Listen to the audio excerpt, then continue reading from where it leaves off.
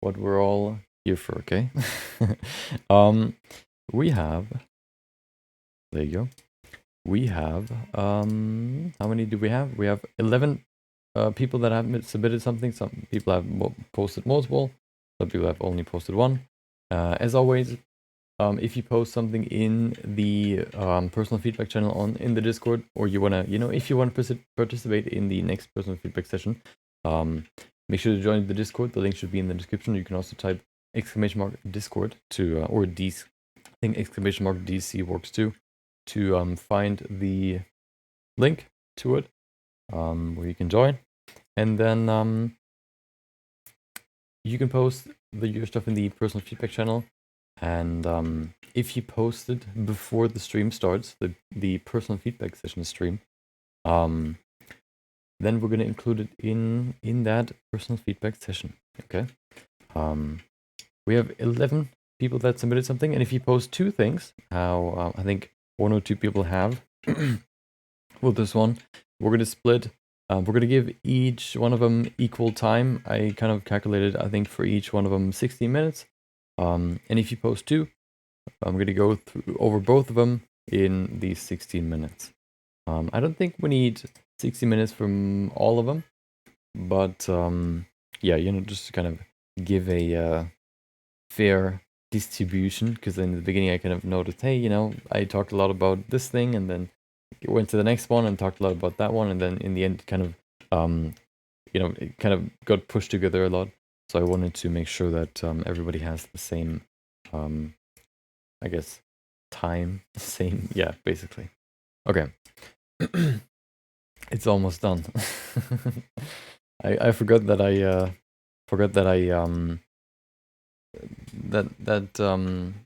the stream happened today. So I just started printing, and after 7 hours after I was done working, I realized, hey, wait, what? Hold on. I'm streaming today. And then I thought, should I stop it then reprint it at some point, or should I, just let it go? Luckily, it's not gonna ruin, let's say, the whole stream. Only the beginning, okay? Because I don't want to waste that much material, and don't want to, yeah, basically, I've wasted so much material already. I don't want to waste any more. So I just let it go through, and luckily I did that, because it's almost done. I thought it was going to take way longer. The prediction, I think, was like 15 hours, which would have been like 3 hours more. But I think it's done very, very soon. Okay, so we have 11 submissions, and I think everything's ready to begin. Is everything ready? Hold on, where's my... Oh, there it is. Need to set my timer so we can actually begin. Oh, right. There it is.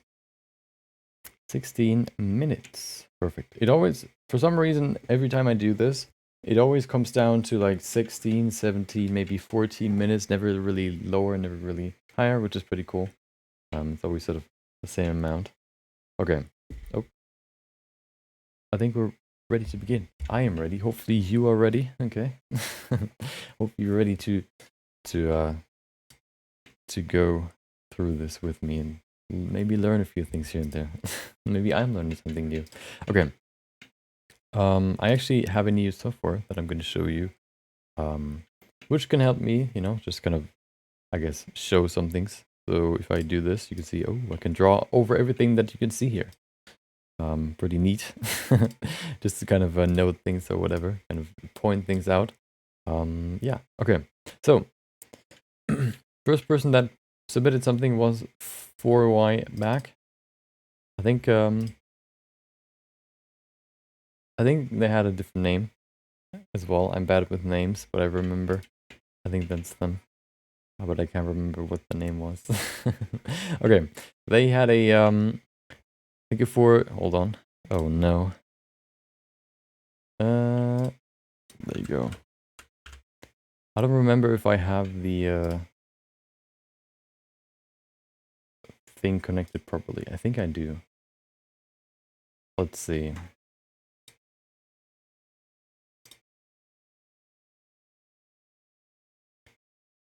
I don't remember if I set up the alerts properly.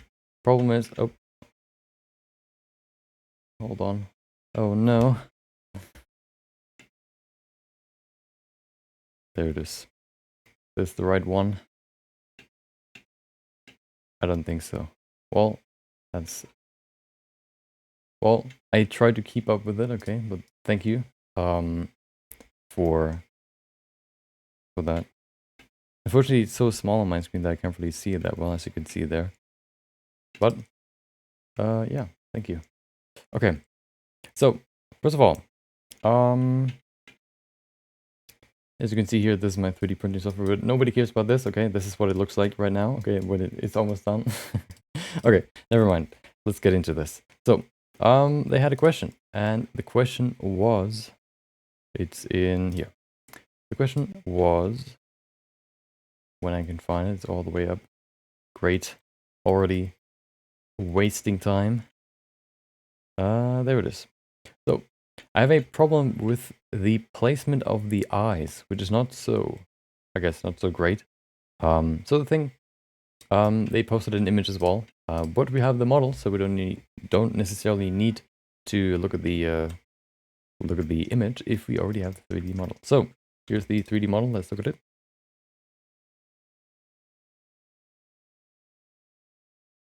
Okay, takes a while. Takes even longer. I see. Wait, oh wait, do we have so many hair particles? 500. Oh, okay. Let me hide the hair real quick, so it's gonna be a little bit quicker, hopefully.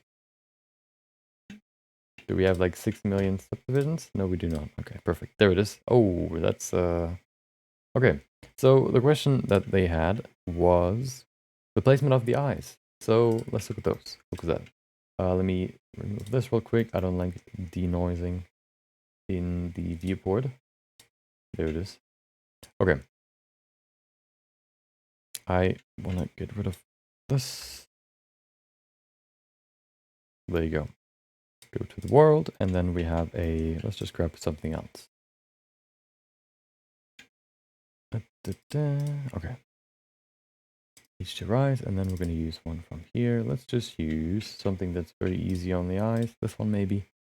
That's pretty good. Okay. I want to separate this real quick. Light path. Duplicate this one here. Mix these two. And then use camera ray. Perfect. Okay. So, here we have the subject. Okay.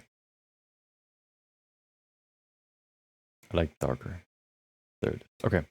So, the question, I'm scared to add the the hair again. Hold on, let me just remove. Oh no, I did it.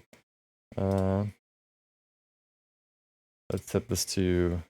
Oh wait, it's display mount, right? Yeah, so it shouldn't take too long. How many? Okay, 1,000 hairs. Well, let's see.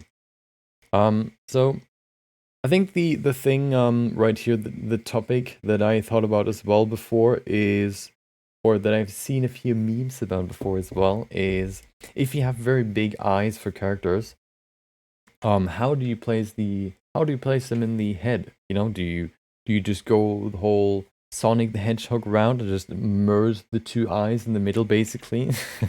Or do you, I don't know, just make the head bigger to really place it in there, I guess, properly?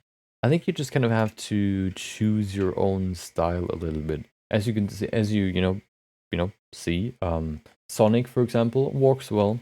So you can go the Sonic route and just kind of say, you know what, screw realism. I'm just gonna make them, I'm just gonna, for example, put them closer together, for example, to to just kind of fit them maybe more into the face shape, or you maybe, think, hey, I want to make it more realistic. I want that the eyes could theoretically be next to each other. If you, for example, want to make them even bigger, you could say, hey, I want to make them bigger, and I just make them, like this big, and then I push them more into the middle so that they, you know, actually sit well in the face. The problem, of course, that then happens is that what you can see here in the middle, that the thing, the eyes merge together, and of course that can't really happen in real life. So you kind of have to, I guess, decide what you want to do. Do you want to go with more of a hello? Do you want to go with a more realistic style, or do you want to go more with a you could say stylized style? I think that's something you can decide. For example, there are a lot of memes about like anime eye size, and if you would relate that back to, well, they theoretically have like a real eyeball, but if you relate that back to the size of the drawn eye and then put an eyeball in their head, they would be like way too big. You know, but it still works in anime, so you don't really think about it too much. So you can think about, you know, do you just want to go that stylized way and just kind of, you know, give your characters bigger eyes than they realistically could be, I guess you could say? Or do you just kind of think about how you can add them to your character while still not, I guess you could say, disrespecting, while not ignoring realism, I guess you could say? I think one thing that you oftentimes see with big eyes is that you see that the eyes are big, but they're not, they don't necessarily, I guess, poke out of the eye. I think what you can do here for your character, for example, so in this view, I think it looks pretty good already. But if you go to this view, for example, it looks kind of cross-eyed. And I think the thing that can improve the eyes here is you could, of course, just make them smaller so they can be next to each other. I think that the thing that that is missing right now for the character's eyes is something that you've already added a little bit, but I think you can add it a little bit more, which is the eye socket and the eyelids. Right now, the eyelids don't really, I guess, exist, you could say. They're just the eyes are sort of attached to the head. That could be the style, but I would suggest adding some eyelids, even if they're very subtle, just to kind of give it a more natural, I guess, look. If you look at, for example, I don't remember if I put them into my art inspiration. I don't think so, but there was one artist that I really, one stylized artist's art that I liked a lot. Let's just go to Disney characters. One thing you can see here, they have big well, that's probably just like this one here, for example. They have big eyes, but they still have eyelids. They still have like an eye socket where the eye sits in. If you go to the 3D version here, you can see it as well. They always have eyelids, even this chameleon. One thing, of course, you can see he has at least, you know, the eyes are very big. They're very open, but you can still see that he has like eyelids and eyelashes. Just kind of make it look a little bit more natural, you know? If you go to even she, you know, the eyes are very round, but still you have a little bit of an, at least eyelid up top. Well, this is not what I wanted. What I was thinking about was, I don't remember what it was. Oh, there it is. Here we can see all of them, and basically almost all of them, or I think, yeah, all of them, because they have to blink, you know, so they need in animations, you know, so they need at least some eyelids and like an eye socket for the eyeball to sit in to really make them look natural, you know. So I think that's something that you can add to your character to make it look a little bit more coherent with the eyeballs. You could also just, as I said before, go ahead and make them way bigger so they fit more into the eye socket that you've already added. But I think I want to go with the other route for this one. Just kind of we bring them a little bit further forward, a little bit further into the middle. Be right here. And then we can go in here. We just go to sculpting and adjust the shape a little bit. Oh.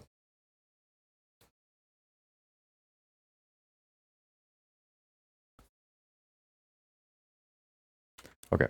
So what I wanted to do is I want to go in here and I want to just kind of adjust this a little bit. It seems like, hold on, how much geometry are we working with here? Okay. Wait, I set it to flat. I don't even see. Oh, okay, that's quite a lot of geometry, which is good. So let's adjust this. I actually want to use the inflate brush for this, and then just make it a little bit bigger. And I want to just give the character some actual eyelids, and just kind of see if that makes a big difference. We can save it again, and then see the before and after. So as you can see, we already at least one thing that we can see is that the eyes get a little bit more character. They get some expressions. You can create some expressions now with, you know, eyelids. Okay, there you go. But I don't want to make the eyes too much smaller. I just want to really give it a oh, hold on. The bane of my existence, pressure based brush size. There you go. I just want to kind of give the face a little bit more structure, and then there you go. Still keep the eye size quite round, but I think because I think that can be a characteristic of especially stylized characters. Oh, there you go. Kind of outlining it here as well. Oftentimes, as it seems, stylized characters have a more there you go, a more, you could say, small or very subtle lower eyelid. So I kind of want to keep that in mind. There you go. Maybe put this a little bit lower. Give it more of a female look, for example, because it looks like kind of like a cat eye, because there's a corner down here, and then it kind of goes diagonally up. There you go. And then we have the ending right here, maybe. Okay. Maybe bring the edge out just a little bit more to kind of separate the eyelid from the eyeball itself. Do it up here and down there. Maybe even add a little bit of a eyelid fold, you could say. There you go. There you go. And then we've added eye sockets to the head. It wasn't really a huge change, but I think it's not a big change, but it's going to make a big difference. One thing that I see right now is that it still looks cross-eyed. I think the eyes are just a little bit too far in the middle. So I'm actually going to move it a little bit further out. There you go. Some more over here, maybe. And then we can either move the eyeball further back, or what I would like to do rather is I would like to move the eyelids a little bit. I don't want to move it sideways, so make it bigger. I just want to move it forward a little bit. I think that'll look better. There you go. Maybe all of this just a little bit, to give it a proper eye lid. There you go. Look at that. And then let's look at it again. Okay. Maybe we can even bring in, push it in a little bit more here, just so we can see the white a little bit more. And then we have some eyelids. I think this helps make the character look, I guess, as I said before, more natural, you could say. But what I mean with that is it's just very, I guess, some common, or there are certain things in a face, for example, that we sort of always expect to see, and if they're not there, they sort of look kind of offsetting, or kind of, you know, look kind of weird, I guess you could say. I think eyelids are one of them, where you just kind of expect them, but if they're not there, even very subtly, then it can look kind of weird. And I think that's the thing that sort of, you know, that's the thing that sort of happened here, I guess you could say. So if we bring this in here now, there you go. Okay, looks like this now. Let's compare that to before and after. So let's set that up real quick, and then we can look at it. It looks kind of creepy. You're gonna probably just, you know, smooth it out a little bit more, make it look a little bit more softer. But I just want to show you the, I guess you could say, the change that can make. So let's put this to version 2, and then we can append this here. Collection. There it is. I don't need you. I don't need you. Or you. Looks kind of angry. Okay. Put that up here. Up here. So this one after, and this one's before. Okay. So let's look at it in solid view first. I kind of want to hide the scalp. It's already hidden. Well, oh, who cares? Okay, there you go. So let's look at the face like this, and then let's look at the after. So once again, I think the one thing, as you asked here, I have a problem with the placement of the eyes. I think the eyes might not necessarily be the problem, but more the face, I guess, around the eyes. I like to always say every part of a character, every object in a scene, here's, for example, the character, and then, of course, the individual parts, like the face, in the face, for example, the hair or the eyes, they should all interact with each other. And I think interaction between the face and eyeballs, for example, you can add by just kind of bringing in a oh, pretty sun, by bringing in eyelids, for example, because then you can kind of say, hey, you know, the eyes are sitting in the face, not just on top of the face. You could maybe say that about this one, where they sort of more are like buttons being put on the surface. And I think here you can sort of make it look a little bit more realistic, I guess you could say, a little bit more natural by adding eyelids that can help, you know, include the eyeballs into the face, which can make it look a little bit more coherent. And let's see what it looks like before and after. So this is after, and this is before. Wait, is it this one? Nope, that... Hold on. I think, yeah, there it is. Let me activate everything that I need here. I actually don't know what we need.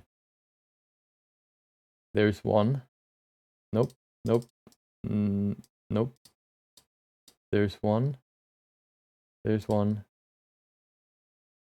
No, hold on.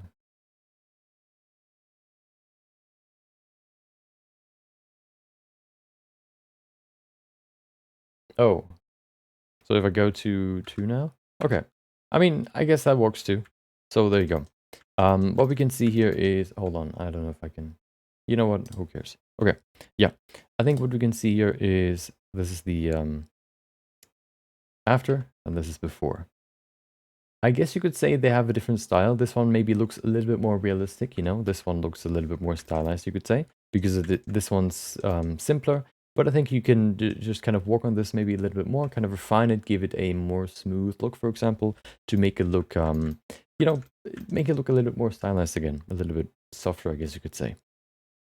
Welcome back, Hustler. Long time no see. Hope you enjoyed your day and your week.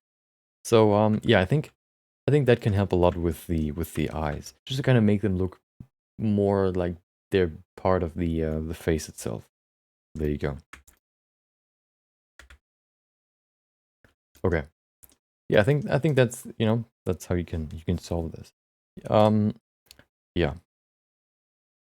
I think eyelids are very important for any face, even though they seem very insignificant, especially because you can't really see them in these, for example. You only really see the eyelashes, you know, which, you know, which can kind of, maybe you can kind of see it as just, you know, no eyelids, but you need them because otherwise people couldn't close their eyes. So, you know, they need them as well. Okay, welcome, Kevin. Hope you enjoyed your Thursday. Hope you enjoyed your week as well. Yeah, so this week was only today. What? This week, I've only streamed today. Well, today is the only stream. Next week, we're probably going to do more. I think I plan on probably doing 2. I have a new project that I want to start and finish next week, which is going to be interesting. Okay, it's going to include 3D, but it's also going to include drawing. Okay, so that's going to be interesting. Okay. Yeah, I think that sort of covers this. Let's go to the next one. Yeah, it's going to be interesting, but I'm, going to announce that later, probably over the weekend. Okay, welcome. I can't read that. I'm sorry, but are you using multi-res? This is not my character, but doesn't seem like they did. I use multi-resolution if I have a good, base mesh or good geometry that I can work off of. If I don't have that, then I just use dynamic topology and remeshing together. Okay, there's going to be a video about that tomorrow. Talking about the best workflow to use when sculpting in Blender. Okay. Hold on. Oh, can I see it? Oh yeah. Okay. Thank you. Unit 613 and Ismail. I guess that's who subscribed. I think the alerts for subscriptions and also and stuff like that are still set to the stream channel, so I need to change that. But okay. So let's go to the next one. The next one is by Bergacci. I don't know if that's the right pronunciation. It sounds kind of weird, but they posted in a character. The question was, having issues with eyelids and area around the armpit. Any other tips would be greatly appreciated. Mutassim, okay. I'll keep that in mind. Yeah, multi-res, if I have a good base mesh, I guess. Good geometry already. They asked, having issues with eyelids and area around the armpit. Any other tip would be greatly appreciated. Okay. Unfortunately, they added a blend file, but the download link was expired. Let's see if they if that's what we see here. Nope, we don't. Okay. Where were we? There it is. Okay. So I guess we're just gonna work off of this. I actually didn't download this because that idea just came to me. Let me download it very quick. There it is. Okay. Yeah, it's unfortunate, but I did that too. I did that mistake before myself. So let's open it and then let's go over it. Should we do? Yeah, why not? Let's go in here. Okay. So let's go over eyelids. So yeah, our eyelids and armpits. So I think I kind of know what they mean with having problems with eyelids. The problem that I always ran into was that when I added the eyes, it was hard to make it so that the eyelid, I mean the iris is in the middle of the eyeball. Sometimes I don't know, the placement and size and stuff like that didn't really fit that well. I think the solution for that is just the eyeball size. I think once you nail the eyeball size, you can build the eyelids around the eyeball, which makes it easier to to shape the eyelids so that they are so that the iris can be in the middle of the eyelids. It's basically the rule is to use UDIMs only really if I need to. I have used them once before. It's basically just for if I need more detail in the face, for example, than in the body, then you can use UDIMs. But yeah, so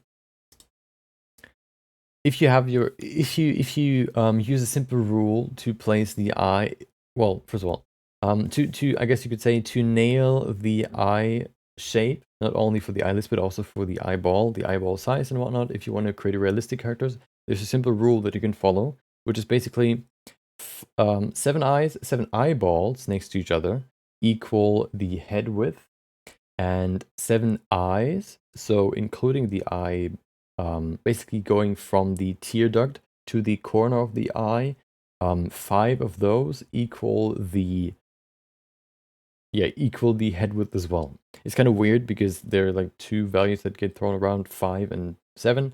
It's 7 for eyeballs and 5 with including the tear duct and the corner of the eye.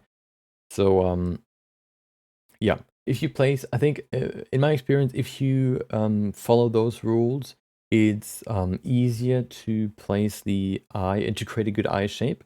What I like to do is I like to add the eyeball first, and then I like to add the eyelids on top of them because they sort of wrap around the eyeball. So having no eyeball, it's kind of hard to really add eyelids before.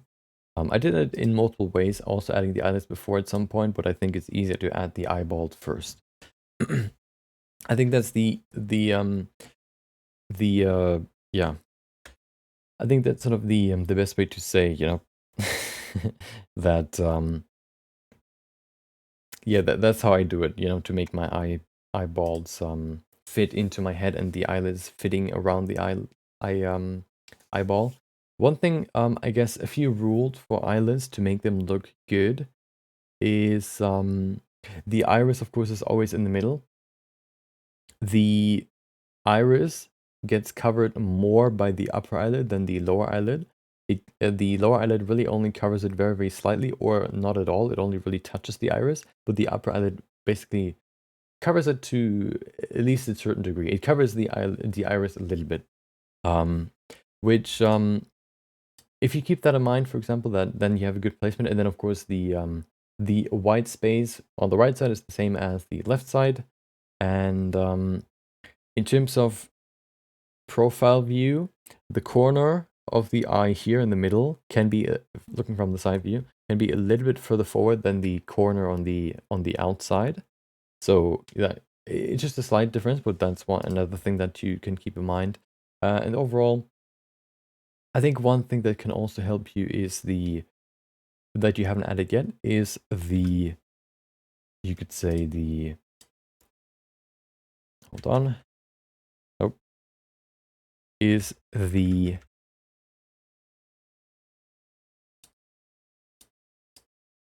fold right here. This fold can also really add a lot of depth into your eyelid, I guess, or your eye. Yeah. Welcome, Andres. Andres? Oh no, another name. It's hard to pronounce for me. Hope that was somewhat alright. Welcome. Hope you enjoyed your Thursday. Yeah, and then you had another question. The armpits. So I think armpits actually are pretty weird to sculpt. So the problem with armpits is it is easy to make them too wide or to make the shoulders too wide. The thing is, if you just stand, you know, with your arms down like this, you know, not like this, in a T pose, you know, but in a just kind of letting your arms hang, they basically fill the entire armpit. You know, if you just kind of stand like this and you have your arms, your elbows on your body, or you just let them hang, there isn't really that much space for the armpits there, or it's very thin. There's just like a crease, I guess you could say, because the arm basically directly connects into the shoulder here. You know, the arm connects into the shoulder. There isn't really that much space in here. So if you want to sculpt that, it's hard to do that while keeping your arms, I guess, while putting your arms down, because you would either like how would you separate the arm from the body if you can't really create a crease going all the way through? You could probably do that, but the way that I usually model arms is by grabbing a mask or sculpting the shoulders, then masking the shoulders so I can pull out the arm geometry. And if you do that for arms that go down, it's really hard to sculpt the arms while not making the armpits too big. So the way, I guess, a little trick that I use to sculpt armpits or to sculpt arms and, I guess, make the armpits not too wide, for example, is I sculpt the body first in a like an A pose where the arms are sort of like, if this is the body, you know, the arms are sort of this way. So they have a little bit of space. The armpits have a little bit of space. And then I basically use, what is it called? Face sets and the pose brush to bring the arms down again. Down again. To, yeah, bring them close to the body if you want to pose the character like this. So, that's one thing that is a little bit tricky to sculpt, but I think with this technique where you start with an A pose and then bring the arms down, I think this way you can create very, very, I guess, good eye good armpits. And in general, armpits, I think the shape of them, you already have a pretty good shape for the armpits. Basically just having sort of like this check mark here at the end. Oh, there you go, this check mark here, like this. This is basically because we have the, well, for women it looks more like this. For men it would look something more like this, you know, with the arms here. There you go. For women it's a little bit different. It looks more like this. Okay. And that is because we have the shoulder, of course, here, you know, the shoulder muscle. There you go, maybe a little bit lower. We have the arm here with the biceps right here. And then we have the triceps here. And then we have the pectoralis muscle, the chest muscle right here, going into the middle. There you go. And then what is lying on top of that pectoralis, or this chest muscle, for women at least, is fat, and of course the breast, let's say, okay? So they're right here. So for women, because the breasts lie on top of it, and they sort of point outwards, I guess you could say, they have this slight check mark shape. Whereas for men, for example, it looks more like this. And the armpit would look something more like this. So I think the shape for the armpit looks pretty good. Maybe in different angles it looks a little bit different. Unfortunately, I couldn't get the file. So that's unfortunate, but yeah. I think if you look at the musculature, it can help creating the armpit, and then just starting with an A pose and going into a straight pose, I guess you could say, afterwards, can help as well in creating good looking armpits, let's say. Okay. Yeah. Yeah. I think that's sort of everything. Welcome, Nathaniel Gedshev. Thank you for subscribing. Hope you enjoyed your what is it, Thursday? Yeah. Okay. They asked for other tips, right? Any other tips? I think the best tip I can give you is the one that I give a lot, okay? And that is practice the planes of the face. Maybe, you know, that's something you never heard before. Maybe you did, you know? But it's basically the image you can find in the tutorials channel, a little bit higher. You can basically separate every face into, you can simplify every face into planes, basically, to make it a little bit more understandable, which is basically this one here. I think doing a few sculpts, maybe even copying this, just kind of studying this. Maybe if you create your characters, you can kind of compare your characters to this one and see if there are something that are different here to your character, and you can see kind of why that is. Maybe adapt your character to this. I think once you understand how the structure is laid out, why it looks like this, I think then you can create a really, really great characters. It's basically a combination, why this is shaped like this, basically a combination of muscles, as well as bones, as well as fat. So this part here, for example, is fat. Hold on. So this right here is fat. Okay. Then we have a cheekbone right here. This is a bone. And then we have also muscles like the eyelid here, for example. Or we have another muscle here for of course, for the jaw as well. We have, you know, basically this head shape gets created, or the planes get created by all the individual parts that basically make up a face. And once you kind of understand them, you can create really, really great characters. Okay. Next one. Yeah, I think this is like the best thing I can tell you. Maybe even compare this one to the planes of the face image to see what you could change. Okay, let's go to the next one. The next one is Megalanius. They posted the hand again. They said they improved it compared to last time.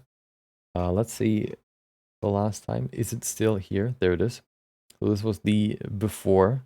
Now we have the version 2, this one. Okay. I think one thing that looks better now, it could be the angle, but I think it looks better, is the thumb. I think the thumb is in a better position now, if I kind of compare that to this one here. This one here, the thumb looks kind of like it's rotated from the, I guess, from the finger.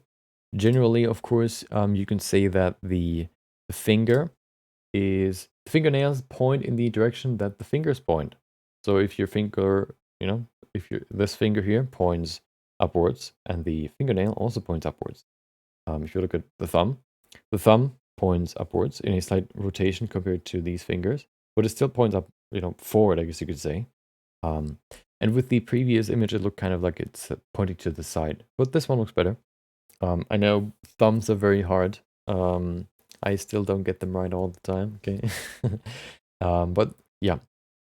One thing that I now, when I sculpt hands, pay close attention to is a specific bone that's coming from the forearm bone. Basically, you have your wrist right here, of course, which are made out of different small bones, and then we have the individual bones that lead to the fingers. We have the wrist here, and then we have these two bones where one of them rotates around the other one. Right here, one stays in place, and the other one rotates around that one, and or moves around it. And one of the bones creates this little bump right here that you can see. I don't know if there it is. There's the good old shading showing it. There it is. So this bump, I always make sure that I add that to my arm because it's a very, very significant, sort of, it's very significant in the shape of the wrist. Yeah, it's a small detail that can add a lot to your hand.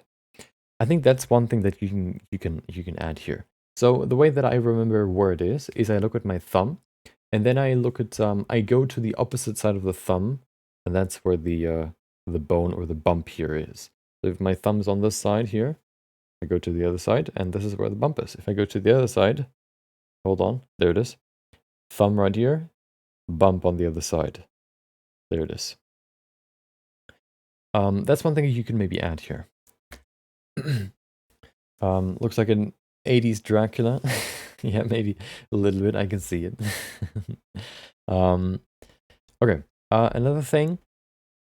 One thing that I kind of notice right now is this looks very deep. This sort of crease.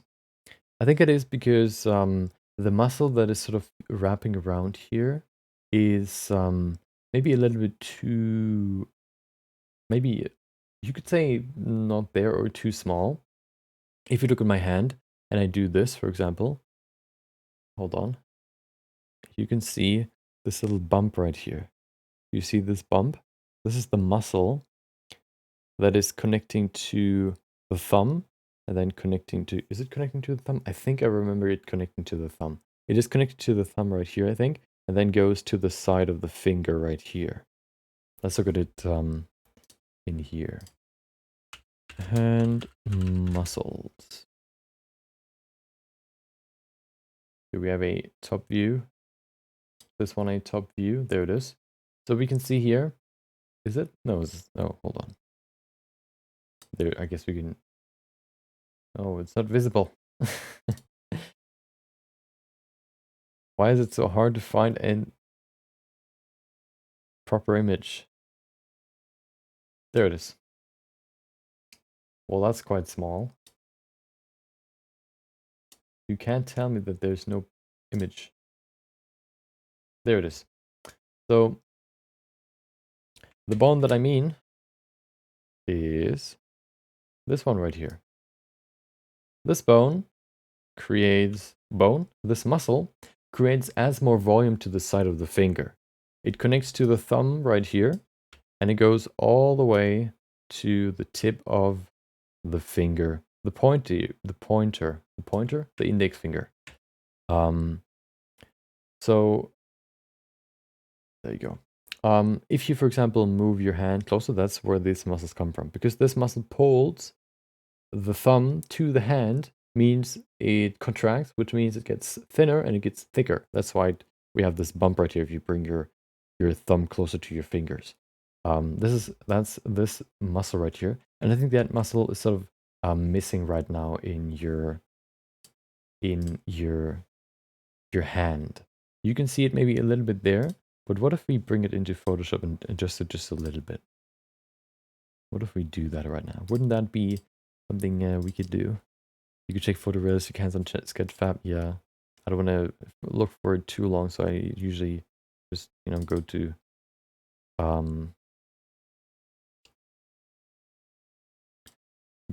Google. Okay. So I think there's a little bit, the gap is a little bit too big. So let's make it a little bit smaller. Liquefy, my favorite tool.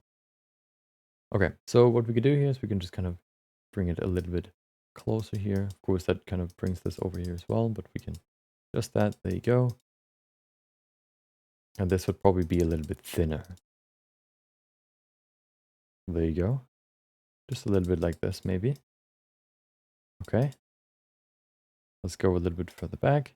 So here we've added just the muscle a little bit more, as you can see here. Not too much, but let's see it before and after. You can see it makes a big difference. Another thing is that the fingers, if you look at mine, for example, it gets thinner as it goes to the top.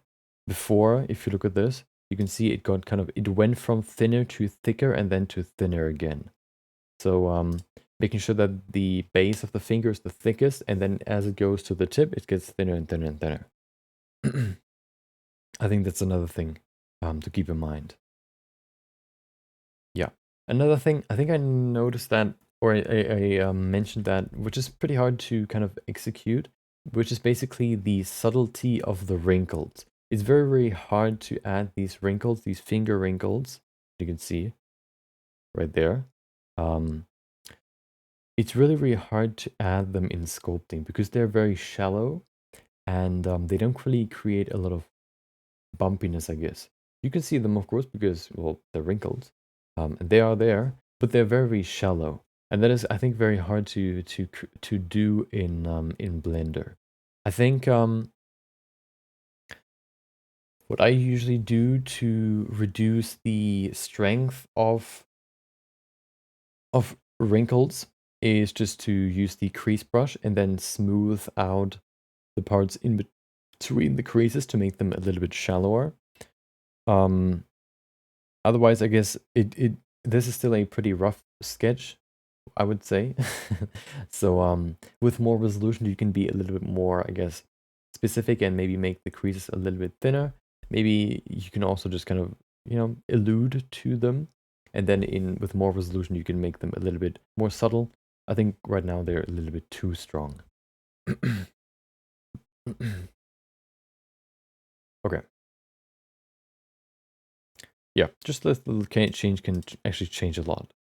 Otherwise, it's kind of maybe hard a little bit to see the hand, really, the structure of the hand. But another thing, you know, next to the little bump right here, oh, we can add the little bump as well. Right here, just a little bit, like this. Okay.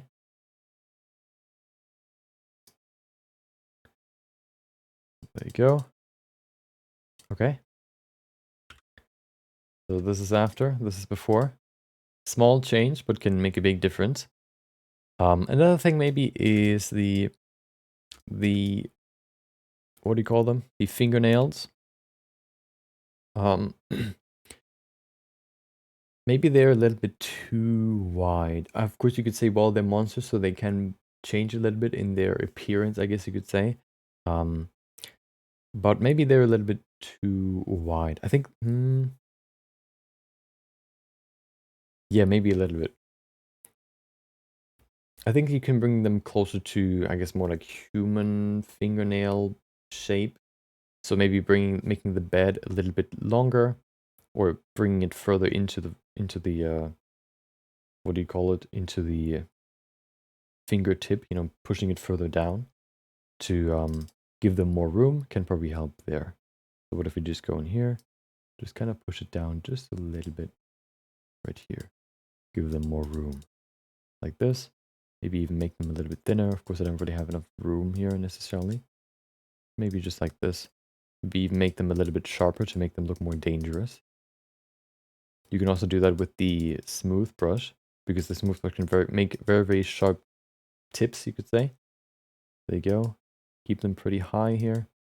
Okay. Do the same here.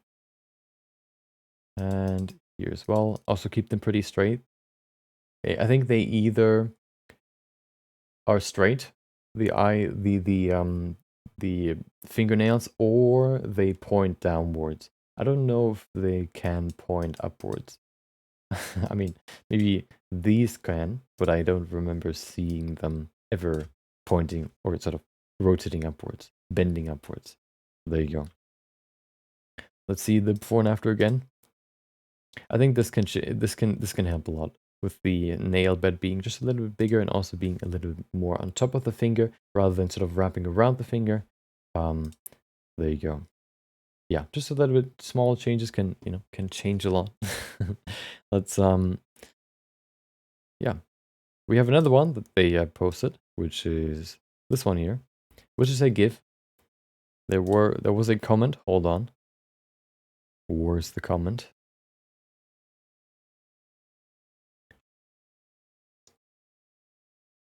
Made a low poly flying island and would love some feedback on that.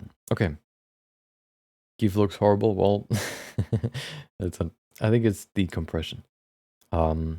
Roof. Let's see. Roof seems a bit metallic. Any particular thing that you want to put in that you think is missing? I mean, I could probably add a lot more detail, small stuff, but I don't want to overload the scene. So if you think something doesn't quite look quite right, you can think of something I would charge. What? Oh yeah, that would be helpful.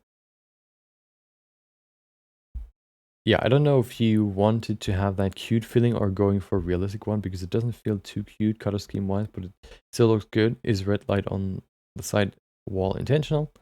Definitely cute. Okay, that's good to know. That's one thing that I thought will impact my my feedback. Okay, it is supposed to look cute. Okay, I think one of the big things that can make an image look cute or scary, a huge thing, is lighting.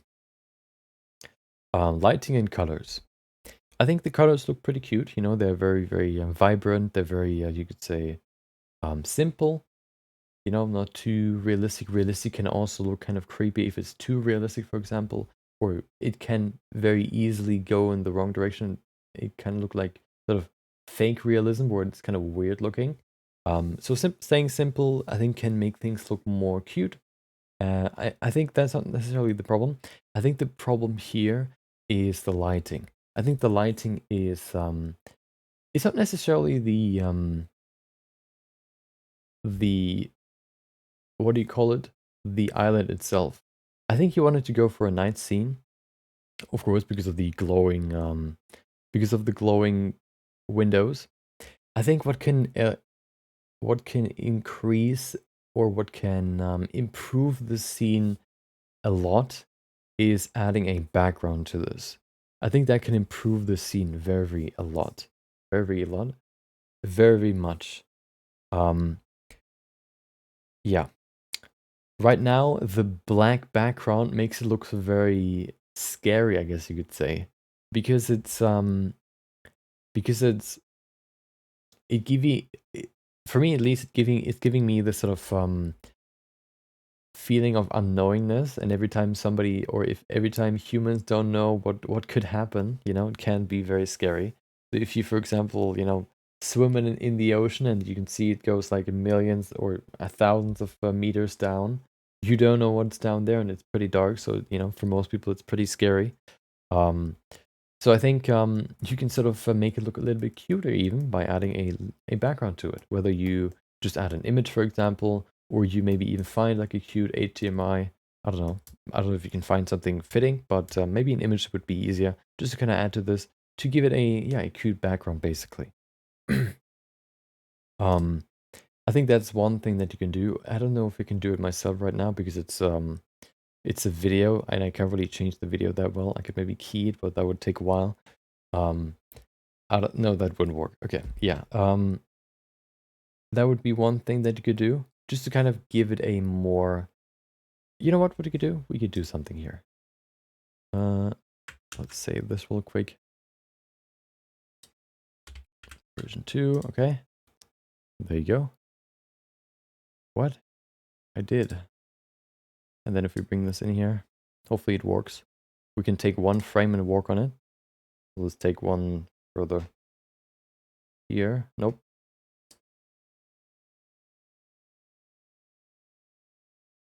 let's use this one. So let's grab this one and quickly select this. That didn't work. Well, let's do it like this manually. So what I want to do now is basically just I want to add one thing and one thing only, and that is a gradient. I think a gradient can greatly improve the cuteness of this image. The thing is, the colors are already cute, as I said before, but the lighting, as I said before, is quite scary. So by adding a background to the scene to make the scene look a little bit cuter, give you this clarity of what is in the background, I think this way you can very quickly make the scene look cuter and less, I guess you could say, scary. Okay.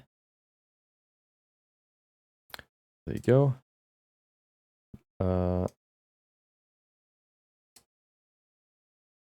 More. There's one more. There it is. Oh. Why is it? Dude, this is... Why? Can I just add one up top? Oh, hold on. I have to...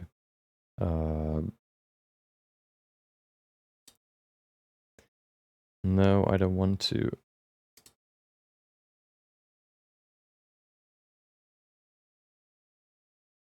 I can't. I wanted to remove this. What if I do this? No, I don't want to delete the frame. I want to remove this time thing. Okay. What if I just draw on this now? Oh, that works. Okay. So, what I want to do is I want to add a little, I want to add a background to this to make it look a little bit cuter. Can I? Okay.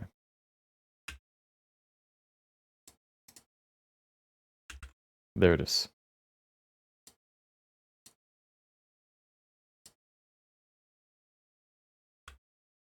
Perfect.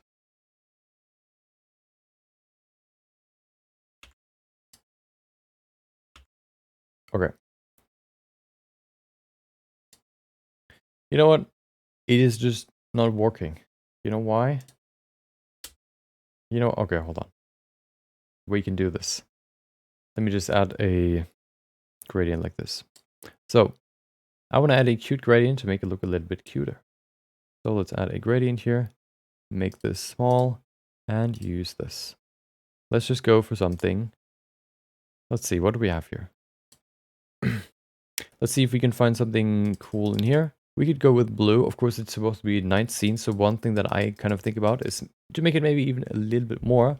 Welcome, Shrews. Hope you enjoyed your... Wait, did I... I don't remember saying that before. Welcome, Shrews. Hope you enjoyed your... Hope you enjoyed your Thursday.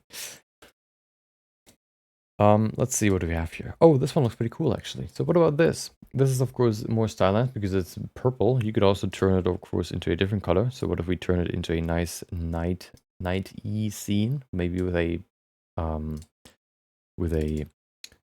night sky, which would be probably more bluish. So what if we turn this more bluish here? This turns into purple for some reason. That's better. Okay. Like this, and then we can maybe go in here. Hold on. There's an animator I wanted to make a cat. Yeah. I think you can apply the same that I said to a cat. Giving it eyelids, I think is still very a good thing you can do to make it look a little bit more coherent, you could say. Okay, and then what if we now add a mask? Kind of get rid of this.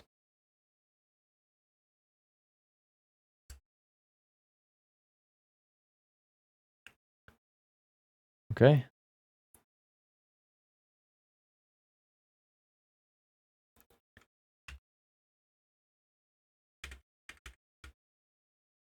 This might be too bright still, but we can still adjust it.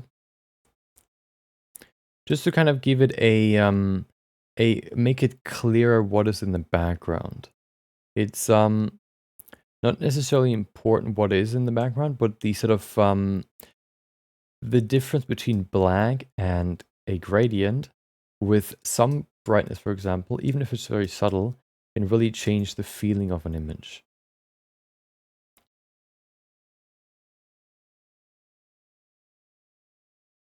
So by just adding this gradient here, we've given this island a more, I guess, calming background and a more cute background, I would say.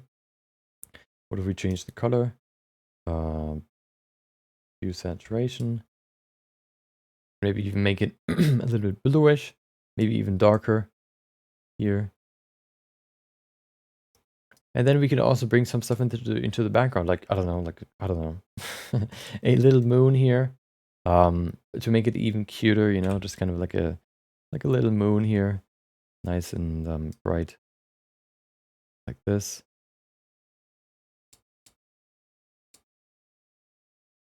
There you go.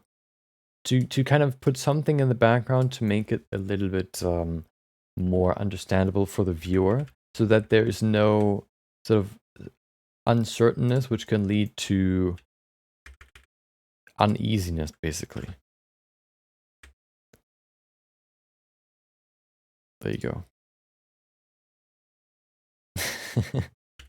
There you have your moon. Okay, we have some craters here. There you go, perfect. Yeah, and this way you can very quickly make the background from. You can bring the background from. Okay, let's recap real quick. Did not do wool because it was a chibi cat girl. What do you mean wool? You mean hair? I mean the hair wasn't really what I talked about. It was more the eyes. So yeah, by basically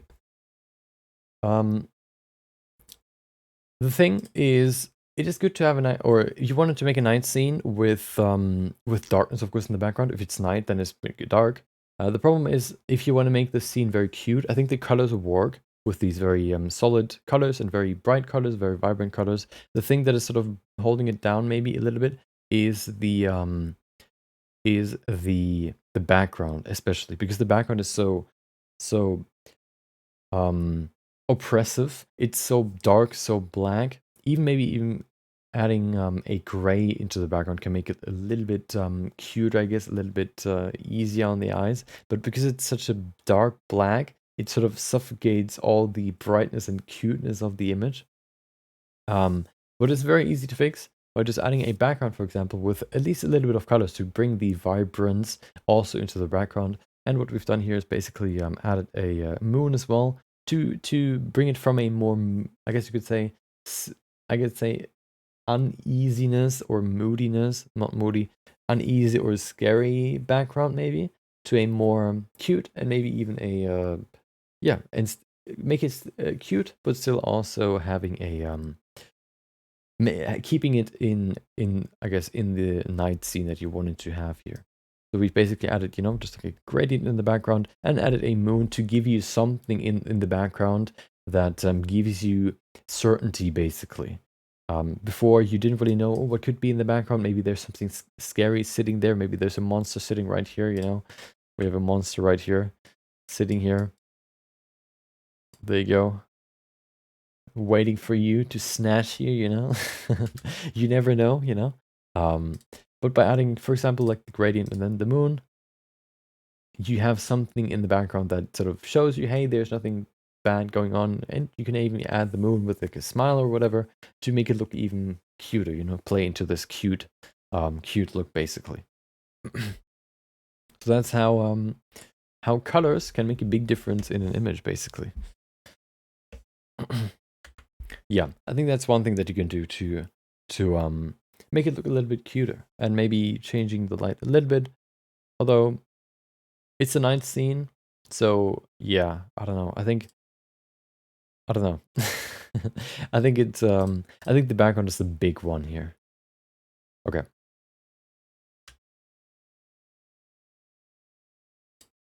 There you go. Welcome, Manica. Hope you enjoyed your Thursday. Hope you enjoyed your week. And welcome, Sumi. Hope you enjoyed your Thursday as well. Welcome. The next one is, hold on, by Kokomob, but they sent me a message. Oh, Chad was also here. They posted something else than a 3D model or whatever, or an artwork, which is music, which is interesting. Oh, oh no, I opened it. Wait, can I just continue playing this? Okay. So let's listen to it. I want to, I said before, or I said it in here. You can post other stuff, You can post, I don't know, music even, or I don't know, photography or whatever. Of course, the quality will change. Maybe I'll reduce it to only, Blender or 3D work, maybe characters, including drawings. I'm not veering too far away from that because, can't really talk too much about music, for example. I'm not a music expert, but it's, you know, this is an exception, okay? And so let's listen to the music. Hopefully you can hear it and give it a little bit of feedback, okay? So let's listen to it. Can I just play this? Oh, that's loud. I can make a new window, right? Can I not? There's it. Okay. Zip. Okay, let's listen to it. Welcome, Reza. Hope you enjoyed your or Reza. Hope you enjoyed your Thursday as well. Love your content. I appreciate it. Thank you. Okay, let's listen to it.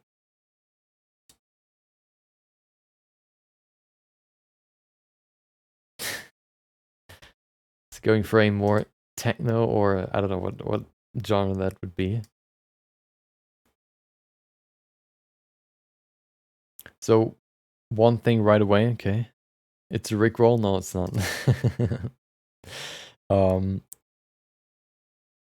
I don't know all the terms, I know like it's called 808 and beat and whatever, of course. I don't know the exact terms, but it's the beginning, let's say. One thing that I think is missing is you have a good background now. Maybe with my layman knowledge, okay. I've never created music. I have created music before once. I've opened Audition. No, what was it? Whatever it was. I opened it before and I did like 1 or 2 music songs, but I don't really know too much about it. One thing that I'm missing here is, well, I don't know how deep that goes into the production and when you would add that, but I think what is missing right now is just depth. So basically, the elements that we have right now is the tick, I don't the hi-hat, I think it's called. Tss, tss, tss. And then we have the leading, I guess, beat or whatever. I think you can add, by adding more depth and adding more pieces to the whole thing, you can add more of a chorus. You can just kind of add more interest in your music. So basically, the one thing that I could think about right now would be maybe like a low beat, just kind of give it a more, give it something deeper, and then of course some variation as well, like leading into a different part of the song. You have the intro, you have the building up to the drop, and then you have the drop. Of course, this is quite monotonous right now, of course, but if I guess it's just the beginning, of course. Yeah, I think the thing to jump out to me as being a noob in terms of music production is the depth or the range of music, and the maybe the well, I think the range is the biggest one that jumps out to me. Can't get over how helpful you are, especially every second of your video and clips is just packed to the brim with useful tips. Thank you, Austin. I appreciate it. Thank you. Release stable 3.1. What's stable 3.1? I must be missing something. Yeah, I think those are the things that I would, you know, would say. There are beats, if I kind of think about it, there are beats that only are very monotonous, but I think they just have more that sort of gives depth. It could even be like background, whatever. Yeah. I thought about going into music production at some point. Maybe we'll do that at some point. I don't know. But yeah, we'll see. Okay. Not in the near future. But yeah, let's go to the next one. I think I don't have too much to say about this. I have more thoughts, but I don't know how valid they are. So I don't want to, say anything, okay? Those are the two things that sort of jump out to me. Okay, let's go to the next one. Oh, before we go there, they sent me a message, so let me look at that real quick and then we can continue. So I'm just gonna go in here, read it, and then maybe, some sort of okay. Oh, so they actually gave me the model. Okay. Oh, that's nice. Okay. Then the 3.1.0. Oh, really? Nice. What are the changes? Do we already have sculpting changes? So just in time, they actually gave me the model, which is great. So we can actually look at the model. Let me download it real quick, and then we can look at it. They posted 2 pieces, so we need to split up these 16 minutes into 2. Maybe we can look at the, I guess we can look at the, wait, let me, music. I'm drowning in silence. Okay, so how long is it until it's done? It's already done. Perfect. They posted 2 pieces. There it is. 2 pieces. There we go. One of a character and then another character. So I think it's going to be valuable to do both equally. Sometimes one is more feedbackable than the other, but I think for this one we can do both equally. Let's see what we got. There it is. Okay. The body. Okay. Perfect. Okay. So let's go over the anatomy, I guess. We have a very muscular body, so let's talk about the anatomy. Let's go into sculpting because that's where I'm the most comfortable. Okay. There it is. Loading, I guess. Do we have a is it set to oh. There it is. Okay, so Blender doesn't like my tablet anymore. There it is. Okay. So how much geometry do we have? I think we have enough. Okay. Let's look at it. So, first of all, I think the anatomy looks pretty good. One thing there are a few things that jump out to me that could be a problem in the future, I guess you could say. Or, well, that you could adjust, let's say. I'm thinking about a project before that I did where I wanted to animate the character where something happened that could be a problem here. But of course, if you don't want to animate it, it's just supposed to be a figurine, for example, which is what we're gonna, the Chun-Li figurine we're gonna finish today. Okay, after the feedback, we're gonna assemble the figurine, which shouldn't take too long. Hopefully, it works. The last piece has just been just finished printing today, so we can assemble it on stream. Okay, so the one thing that jumps out to me right now is this thing here in the middle. I don't know the character exactly. What is the name again? It's the one of the dudes from Attack on Titan. I don't know what the name is. Erony? Is that the name? Or is it Eren? I guess it's Eren. Let's see. Attack on Titan. Eren. There it is. Not A. Okay. Maybe you've copied or you've referenced the actual, manga. Here we have an actual sculpt of it. And here seems to be okay. Okay, no, it doesn't seem like they added that. One thing that jumps out to me is this little this thing right here. This bump right here. This bump. What we have here is well,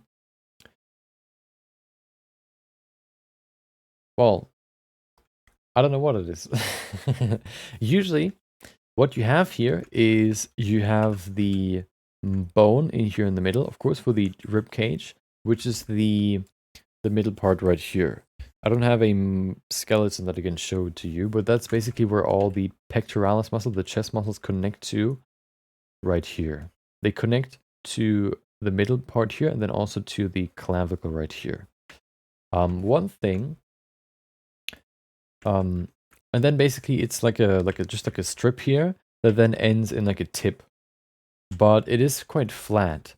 So oftentimes what you can see with people is that they have like a distinction, a very distinct separation between the two muscles that looks something like this, for example, where they sort of connect like this. But you can see if they're very lean, for example, or you can see a very distinct, distinct distance between the two muscles, and you can see where they connect to the bone here in the middle here, to the rib cage. And then the rib cage goes all the way down, and then it is basically just going flat. It's basically flat. Oh no. There you go. So it's probably going to be a little bit more like this. If you kind of look at your own body, you can maybe feel it yourself. Maybe you're ultra ripped, and you can feel even the gap in between the chest. Okay, but what you realize if you go all the way down from here and follow this line in the middle of your ribcage, or you just follow the middle of your ribcage, at some point you feel this sort of little I guess not bump. It's what's the opposite of a bump? A little hole, I guess you could say. It's not a hole, you know, it's just going down a little bit. It's basically that's where the ribcage ends. So if you would translate that to here, it would not necessarily go out like this. It would go down a little bit. It would go in a little bit. Something more like this. That's one thing that just kind of jumped out to me. You could maybe separate it again here. There you go. Maybe that's pretty good. Yeah, just kind of follow the anatomy a little bit, you know? It doesn't go out the bone, it goes inwards a little bit. It has like an inward rotation. Looking like this, it's like this. Looks like this. And then you have there you go. That's what it looks like. Okay? So it's not going outwards like this, but it's going inwards. Okay. Another thing that you can oftentimes see is because the muscles are they? Hold on, I need to check. Often, yeah, well, you can see it with him as well, but oftentimes what you can see is a separation between there's a little gap between the pectoralis and the ab muscle. Right now they're basically connected, right here. Oh, right here they're connected. I think you can give it a slight distance, kind of showing that the muscles connect. Well, the muscles are attached to the rib bones, so they have intrinsically a slight sort of gap between them, just like you have here, where the bones both connect to this where the muscles connect to the bones here in the middle. We have the pectoralis, as well as the abs connecting to this rib right here, this rib. So there's a little bit of a gap between the two. So we could maybe just kind of add a little bit of a distance here. There you go. Better than ZBrush? Well, I don't know if it's better than ZBrush. Depends on if you only talk about sculpting or if you talk about the whole, you know, program. I would say ZBrush is better than ZBrush is better than Blender in sort of the sculpting plus painting area, I guess. But in the overall 3D package, I guess, maybe not necessarily. One thing that I notice right now is that they don't, the character doesn't have a, it doesn't have a belly button. That's interesting. Of course, everybody has a belly button. And the belly button, as you can see here, is in between the second and, well, yeah, in between all the muscles. So we have 1, 2, then we have the belly button, and then we have 2, 3, 4. So what we have here is 1, 2. We have the belly button right here, basically in the middle of the torso. right here, we have a little belly button. Right here, of course, let me check if they have that in the manga. Well, this one has it.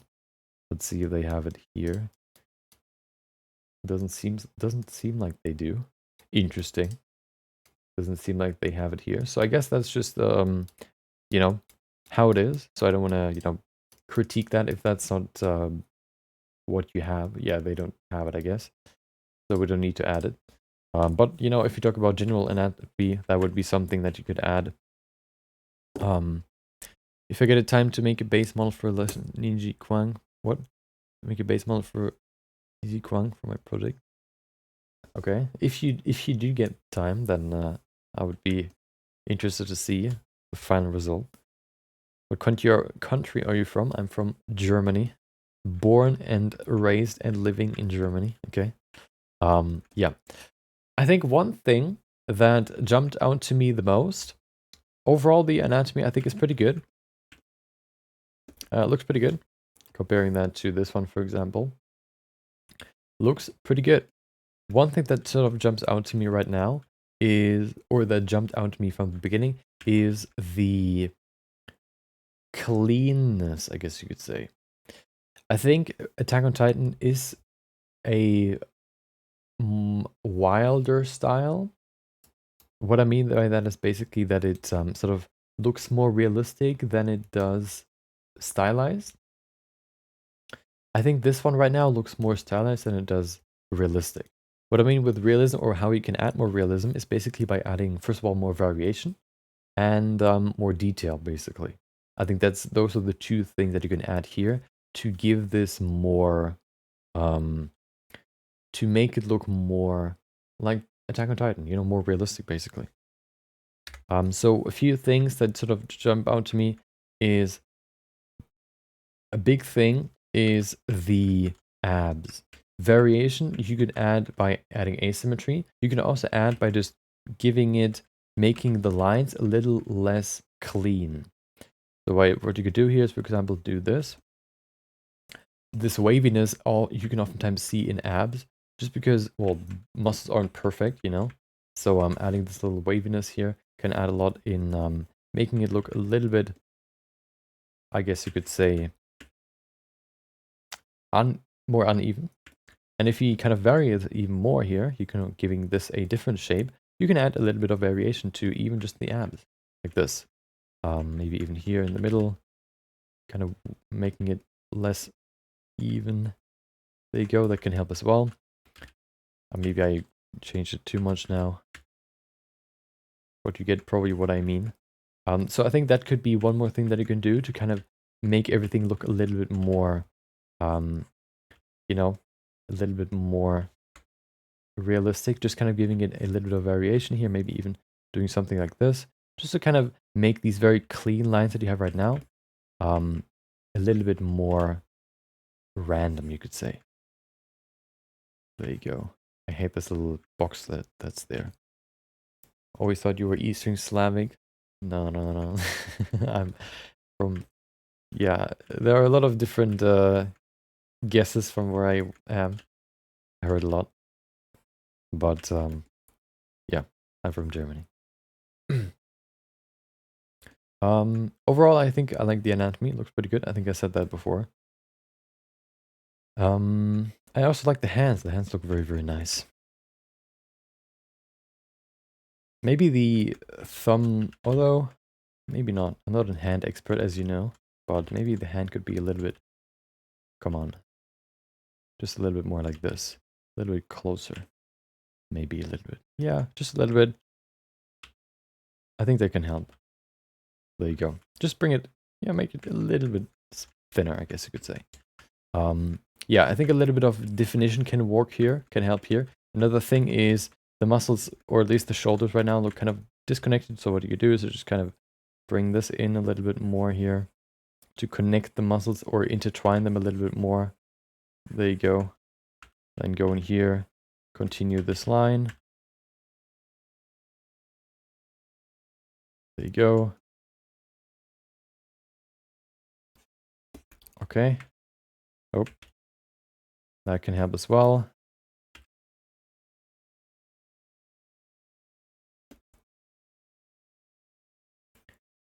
There you go. Just to kind of intertwine the muscles a little bit more, I think that can help. Shoulders can be quite round, so I don't think that's a big. That's not necessarily too big. Proportions look pretty good as well. I think the I don't actually know. I kind of think the triceps can be a little bit higher up, maybe a little bit higher like this. And then you also have this very clear sort of worm shape on the side. This is here is the bigger triceps, and then the other one sort of creates this sort of sideways worm thingy here, which looks something like this. There you go. This is what I always see in the triceps here on the side. This is a worm. Yeah, I think it can look a little bit more like this.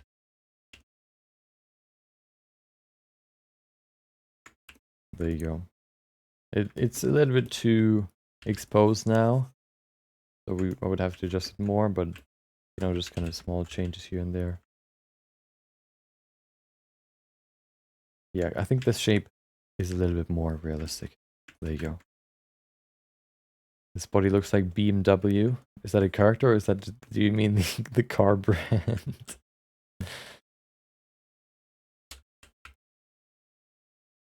Okay. Oh yeah, there was one more thing that I wanted to mention. If you want to animate this, you're going to run into a problem. The problem is going to be the armpit. Because if you want to rig this, you need the armpit. The armpit is missing right now. There's nothing here, you know? It stops here, but the armpit would go all the way up here. So all of this would have to be hollowed out. Same on this side too. If you would to rig this, you would just pull all of this. If you raise the character's arms, for example, you would raise all this up as well. So if this would be rigged, you have to make sure that the armpit is actually hollowed out, you know? So this is where it makes sense to maybe flail out the arms just a little bit more so you have more room there. Or maybe even add a T-pose or build the character in a T-pose to give it enough your room, basically, to create an armpit. Yeah, that's one more thing that I kind of thought about. I think it's more like this. It's wider at the top than at the bottom. There you go. Yeah, look kind of round here. So I think this is a little bit more like it. It's wider at the top than at the bottom. It's not necessarily like it was more roundish before. I think this is more appropriate. There you go. And then of course you could kind of go into the you could say the arm muscles here, but I know they're quite confusing, at least for me. So I don't fault you for not doing it. There you go, and then we have this little here. I'm already over the time. Use Black Art Studio errand. Okay. Yeah, I mean, you know, overall it looks very good. Small things like anatomy adjustments maybe to give it especially more detail. As you can see here, now it has more detail. Or adjusting, giving it a little bit of variation can, I think, bring it to the next level. Bringing it closer to this here especially. Maybe even adding all these small veins and all these small ridges and whatnot can really help bring this home, I guess. Let's append this real quick.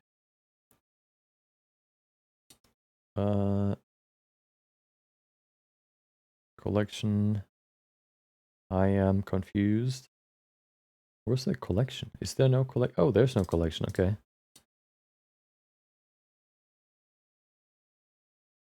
There you go. So we have hello. There you go. Number 1, number 2. No big changes, just small things.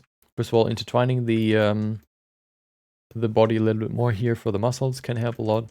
Then the muscle here, just changing the shape just a little bit. We have brought the hand just a little bit together you know, it would look quite wide for me right now, or before. And then especially here, the thing in the middle. I think that's the thing that I changed the most. You know, bringing this down, making it flat. There you go. Yeah. Overall, looks pretty good. I like it. And then, of course, a little bit more detailing can help a lot as well. You have enough geometry, so you can do that very easily with, for example, just the crease brush. Okay, let's go quickly. I said I wanted to go to each, give the same amount of time to both, but I lied. Okay, let's go to this one real quick. Okay, so this one is a draw this in your style. So it seems like you wanted to, you know, draw this or sculpt this in your style. With stuff like this, every time I want to recreate a character, I have to make you have to make a very important decision. And that decision is whether you want to recreate the character or you want to reinterpret the character. So you could either try to turn this into a 3D model and bring it as close as you can to the original so that if you compare the two, they look the same, but of course, well, they look very similar, but of course, this has 2D shading, for example, the other one would have 3D shading, or you reinterpret it in your own style. Maybe you like it more realistic, maybe you like it more, I, for example, would probably just create a realistic character and try to make it look similar to what we see here. So with every draw, for example, draw this in your style, you would have to think about, you know, do I want to recreate this or do you want to reinterpret this? It seems like you wanted to reinterpret this a little bit. You wanted to go with your own style a little bit more rather than, you know, recreating it. So yeah,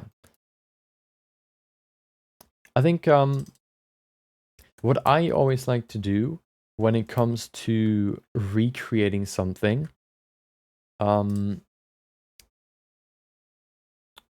I want to recreate something, to keep the essence of a character, I try to identify what are the most significant or the most important things that make up the character. If you look at this one, for example, I think the most important things, first of all, is maybe the face. I think the face is oftentimes, if you have a face, I think that is one of the most important things to keep in mind when you want to recreate the character, like eye shape, eye makeup, for example, the nose, the mouth, the lips, all the shape, the size, and all of that is very important. Hair as well, the colors, like the ears are they have 2 ears or antennas maybe, so this is a very unique trait. Then the clothing, of course, and then of course the anatomy as well, or you could say the I guess proportions. So, you know, those are the things that I would kind of try to keep in mind or try to add to my character to still keep the character's likeness in my recreation or reinterpretation. I think a few things. One, well, you got the color right, you got the hair right, you added the ears as well. I think one of the big things that maybe is a little bit different is the legs. I think another big thing would be the pose, of course. But yeah, small details can help as well. Maybe even a texture painting to give it a more comic look can also help. But I think one of the big things maybe could be changing the legs a little bit to kind of, you know, bring it a little bit closer to this one to kind of keep the lightness of that a little bit more. I think this, you know, the style, one of the unique features are these big feet or maybe even big legs in general, maybe even big hips, big lower body. So I think I would maybe want to highlight that in my sculpt as well, or my character. Maybe you could, you know, think about doing that with yours as well. I think you've done it already, but maybe you could do it a little bit more even. Yeah. It seems like this is a more work in progress piece. So, you know, if you continue this, and I would love to see the final result. But I think you're in a you're in a good path, let's say. Okay. German BAMS is It's a cool reference to look at. I have 2 books of this. German BAMs. What's German BAMs?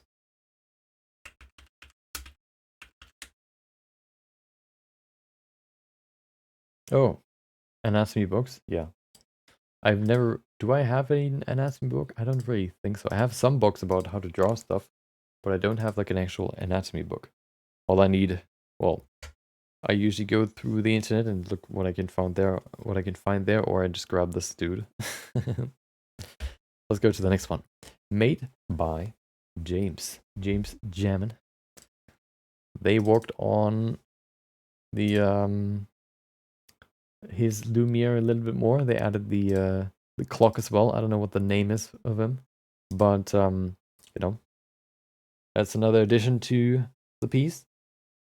And as you can see here, he also added a scene. So we not only have the character, we also have a scene with lighting and making it definitely, this one looks way more interesting than this one. Why that is? Why does this one look way more... Wait. Hello? Why does this look way more interesting than this? I think there are a few key things that you can point out. Maybe you can keep in mind if you want to create very interesting character portraits, or you want to show your characters very well. You want to create better looking character renders. First of all, perspective. The perspective that we have here looks very flat. Both characters, well, first of all, are on the same level, same plane. So they are, you know, the depth is sort of missing, and it's below them. So you don't really see the scale of them necessarily. You know that they're, you know, like a clock and a candle, whatever, candle stand. But because the camera is below them, it seems like they're bigger than you, so they seem to be quite big. But comparing that to this one, you have a perspective from more above them, so they seem a little bit smaller, a little bit, you know, yeah, smaller basically. You also see he's further behind him, so we have a play with depth a little bit more, and we also have an entire environment and lighting supporting that and giving the render a more of a highlight. Even though the lighting isn't hitting him, because of the leading lines that it creates, these lines here, basically the outline of the light, it brings it to his face. Maybe you can also add a little bit of lighting to his face to kind of highlight him even more. But if you want to bring him in as the main sort of focus point, I think you're almost there. You know, just adding a little bit of light into his face can probably help there to bring it even more, to get it there even better, I guess you could say. He gets kind of lost, of course, because the shadow is kind of, you know, enveloping him. He doesn't really have, you know, anything. He's quite dark. The background is quite dark, so both sort of merge together. The focus really lies on him. But it's definitely a big difference between these two, and yeah, this is definitely way better. Let's put this into Photoshop and do some small lighting adjustments to make it maybe a little bit better. Let's see if we can do that. Okay. I don't think we have enough time for the girl model as well, unfortunately, but I appreciate it. If you wanna, you know, if you wanna work on it more and then post it again for 2 weeks from now, then we can look at it again in a more final form, I guess you could say. Yeah, you can do that. But today we unfortunately don't have enough time. Okay, so let's see what we can do here to make the lighting a little bit more, I guess, interesting, or a little bit more, basically interesting, giving it more depth. I think we already have quite a lot of depth, but I think we can bring in a little bit more.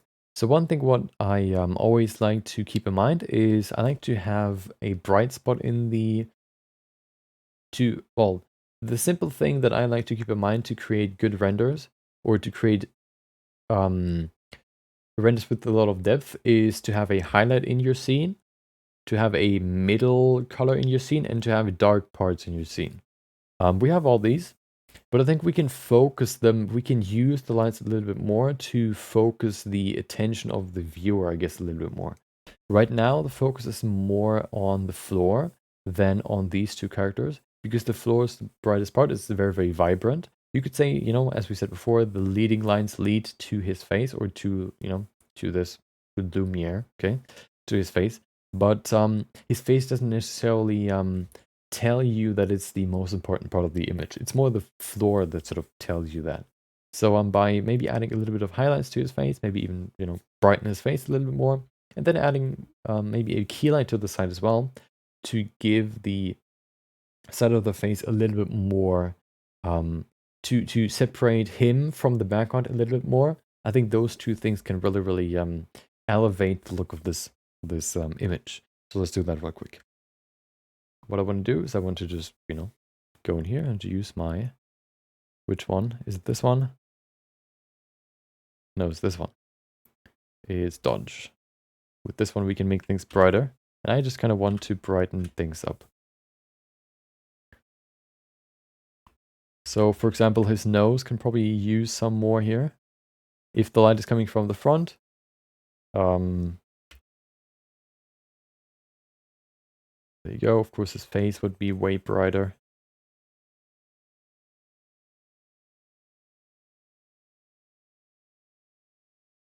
His eyes would be way brighter.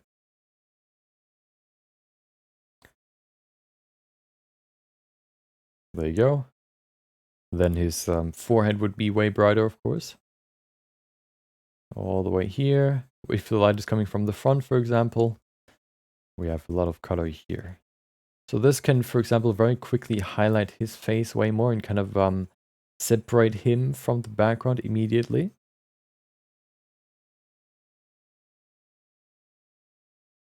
There you go. We can do the same here with the entire, I guess you could say, body if you wanted to, you know, to kind of bring not only his face out a little bit more, but his entire body. So if we do that here, just kind of highlight this a little bit more. There you go. Making it nice and bright.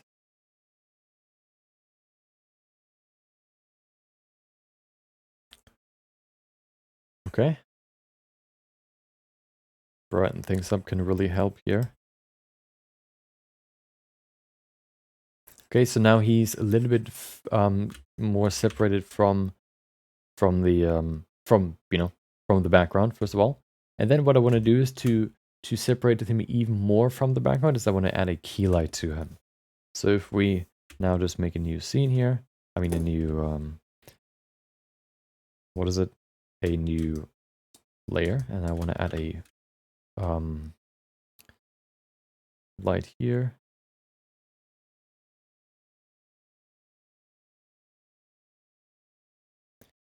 I will select them first, and then we can add a little rim light on his side.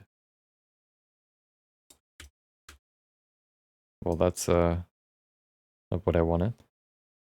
Okay.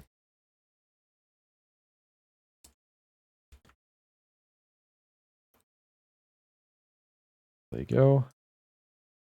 Can remove this. And then separate some things here. I mean, correct some things. And then we can add the rim light.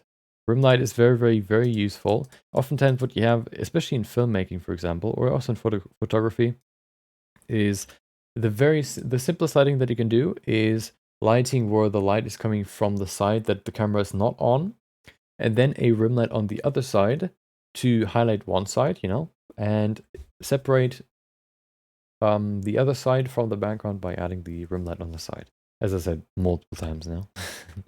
So what I want to do now is I just want to kind of use the brush and add a little bit of a rim light here. You can do that, of course, with yours as well. Here on the side.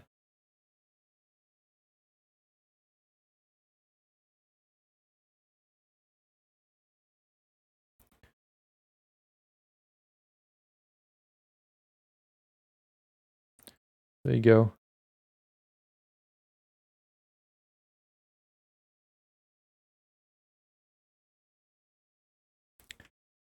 Okay. Oh. This might be a little bit too harsh. You could also smooth it a little bit, of course. Welcome, Smart Guys Entertainment. Hope you enjoyed your Thursday. Smoothing this a little bit can help as well. Make it less sharp.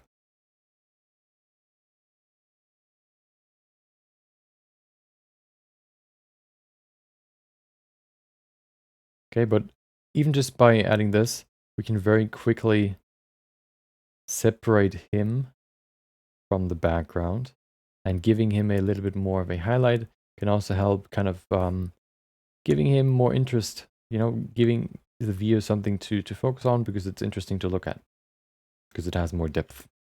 There you go. So with these small changes, just adding highlights to his face, for example, and also to his body, to giving him more of the, you know, brightness of the image. The brightness was before on the floor, now it's on his face more. We can lift him first of all more. We can focus the viewer's attention more on his face or on himself.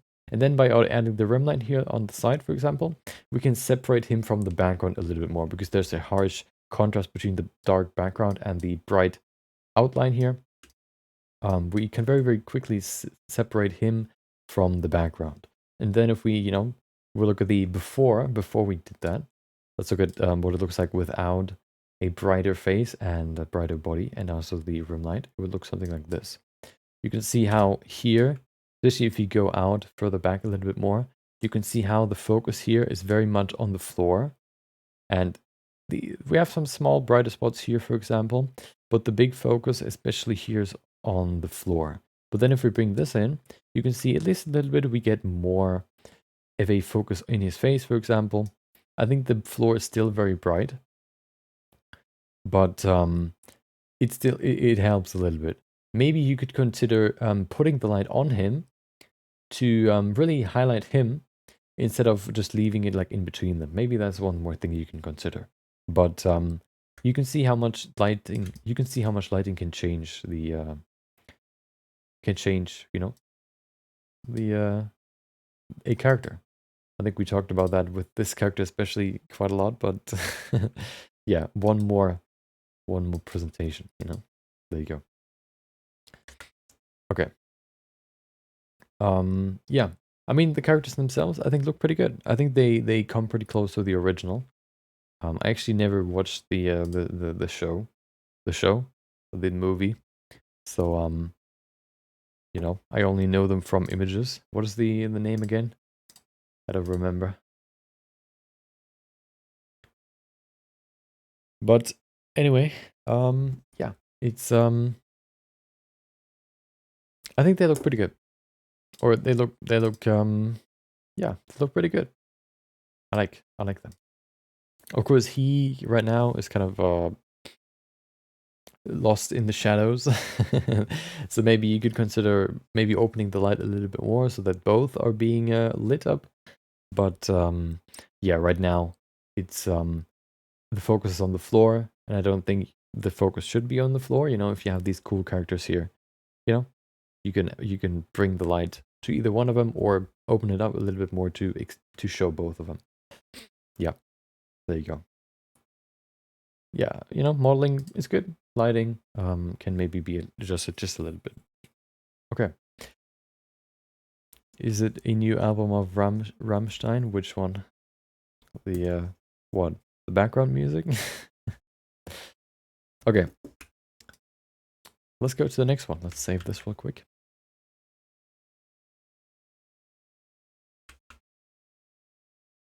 Let's go to the next one. The next one is, hold on, let me look at more personal messages. Hold on. Just to be sure. Okay.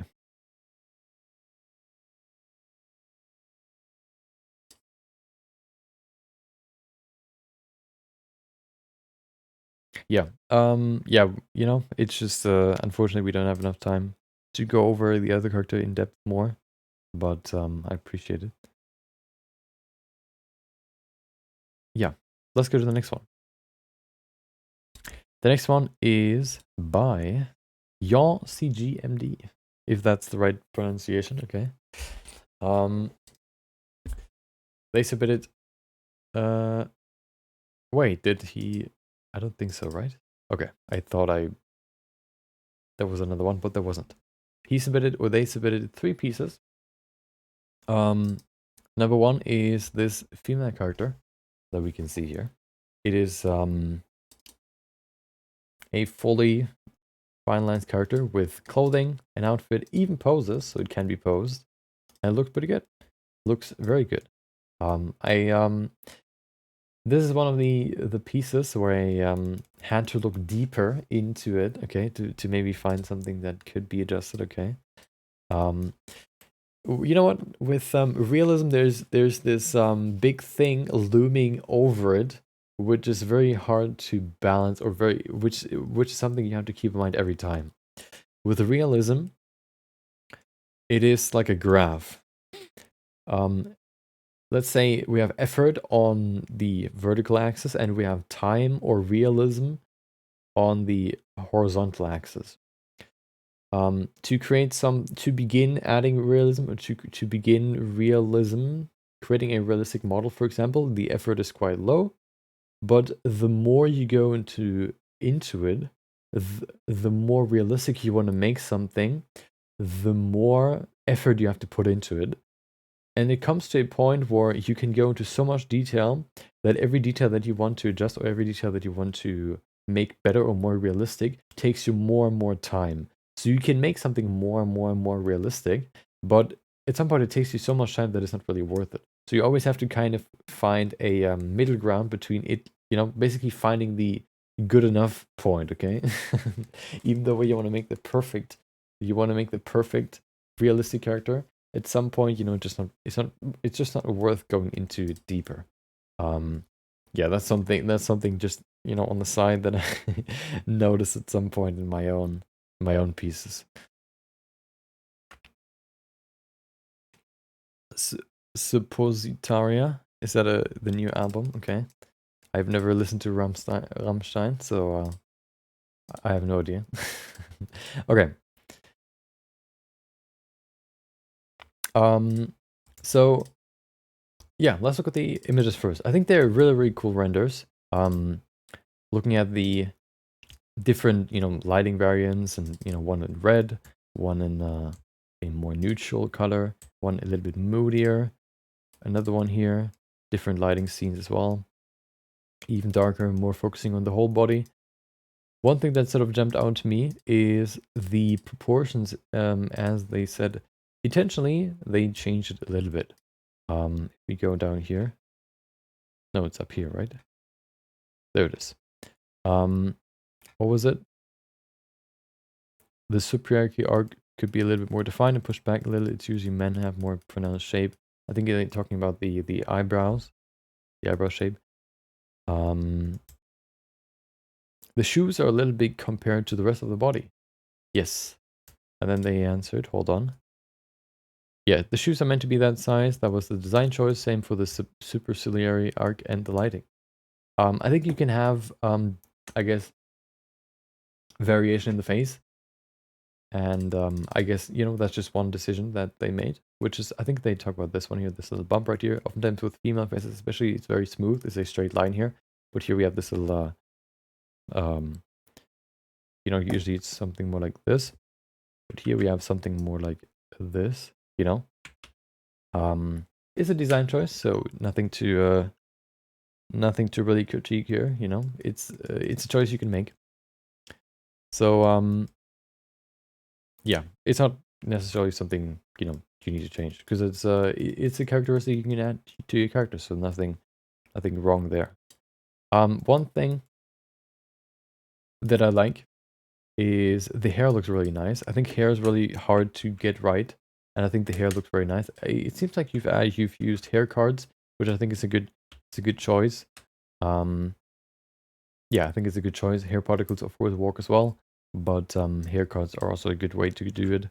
Welcome back, Anxious. Well, James, we just did yours, so you're just a few minutes too late, unfortunately. But we talked about the lighting most of it. Okay, about the lighting, the models I think are fine. The lighting is the thing, maybe in the second render at least, that you can improve. Yeah. So the thing that, hold on, let's go through all of them first, and then we can go over the things that the few things that I want to mention. One thing that I want to mention real quick is I think the model looks really nice. There's one thing that jumped out to me, but let's go over that in a second. The shading is really nice. We have nice textures. We even have some detail here with the grunge here on the side of these sort of pads or whatever. Some nice variation there. We have some dirt on here, some wear and tear. It looks very, very nice. I like it a lot. Here we have a nice bump map and all that, of course. And also it looks really, really good rigged, especially with clothing that can be hard sometimes. You know, making a well, rigging clothing can be hard sometimes because it moves, and it can look kind of weird sometimes. But this looks pretty good. We have nice stretching here. It's not too stretchy. It looks really nice. Yeah, the posing looks really good. Even here we have this fold right there, which maybe only really looks like this in this pose. We have it here too, but especially here you would have it very pronounced. So that's nice. Yeah, I think the model itself looks very, very nice. Of course, as I said, the boots are a little bit bigger, of course. That's something I noticed as well. I think one thing that that could be a decision that you could make for yourself. And I guess you did. If you want to avoid, that's one thought that I had. Like, oh, maybe you didn't want or you wanted to make the boots look bigger, but you still want to show. I think what is maybe missing a little bit is the clear intention that you wanted to make them a little bit bigger. Because right now you can see, well, they're bigger, but you don't really know if you wanted them to be bigger or if you didn't want them to be bigger. So there's this unclarity. There's this you don't really know if it's supposed to be bigger or not. If you want to avoid that, I guess you could sort of indicate that a little bit. What you could maybe think about is adding like a sort of extension to the boots so that they are bigger, but you can show that that the boots are supposed to be smaller, but you intentionally made them bigger. I think there you could add an indication of that. Maybe it could be that the front could be like a metal cap that is maybe separated from the original, from the normal foot, from the regular foot or shoe size, which extends the shoe a little bit more to kind of show, hey, this is bigger. I know that it's supposed to be smaller, but I wanted to make it bigger, to kind of make the intentions clearer. That's one thing that you can consider to show that variations that you can do were intentional, I guess you could say. Welcome, Storm. Hope you enjoyed your Thursday. Is it Thursday? Yeah, Thursday. Do you have a job doing 3D? No, I do not. I am a graphic designer, mostly doing 2D stuff. Some 3D, some animation, but mostly 2D, print and digital. Yeah, that's one thing that I kind of thought about that you could do, but it's not necessarily. One thing that I just noticed is maybe. Okay, one thing that I noticed right now is these bands, let's call them. These straps. So I thought about, these are probably there to hold this in place, but it seems like we have one strap going up to the belt for the vertical, holding it in place vertically, and then we have these straps here on the legs to hold it in place horizontally. I thought about maybe they would be very tight because I didn't see these straps before, so they would probably be very tight to hold them in place, especially if you move with a lot of friction and movement and all that. They could, move around, maybe fall down. So they would have to be very tight around the legs, so you would probably have some indentation, I guess you could say. But with these straps, I guess it doesn't necessarily need to be that way. So I don't think that's that's wrong, I guess, or something you need to adjust. I think overall it looks very, very solid. There's just one more thing that I noticed, which you could maybe think about adjusting. And that is the belly right now. It is weird to explain. It is in between defined and undefined, but in between, in a weird in between. What I mean is the character, of course, seems very fit. You know, we have the very nice. Well, we have the a fit body. At least seems to be that way. It's a fighter, so they probably have a lot of training. They wouldn't have a lot of fat because they do a lot of sport. A lot of activity. They're very fit. So one thing that sort of trips me up with this is that the I would think maybe somebody like this, like a fighter especially, has a very lean body. So you would see the abs. Here what we could see is a very smooth, for example, a smooth belly. So then I thought, I guess, they could still have a little like fat sitting on top of their they could have fat sitting on top of their abs, for example, to make it look smoother. But then one thing that I think most people have, or one thing that almost all people have, is this line in the middle in between the abs. Hold on. This line right here. This one in the middle. I think that's something all people have. What if we go to... I don't even know what I want... I don't know what I could look for to find it. I don't want to be too risky with my Google search here. Let's see. What if we go in here to my Pinterest board?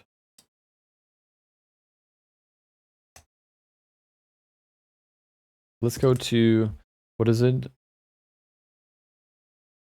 Beauty all sizes? Is it that one? What is it called again?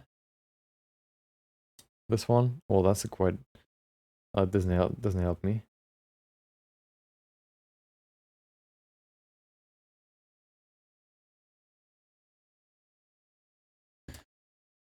Plus size model.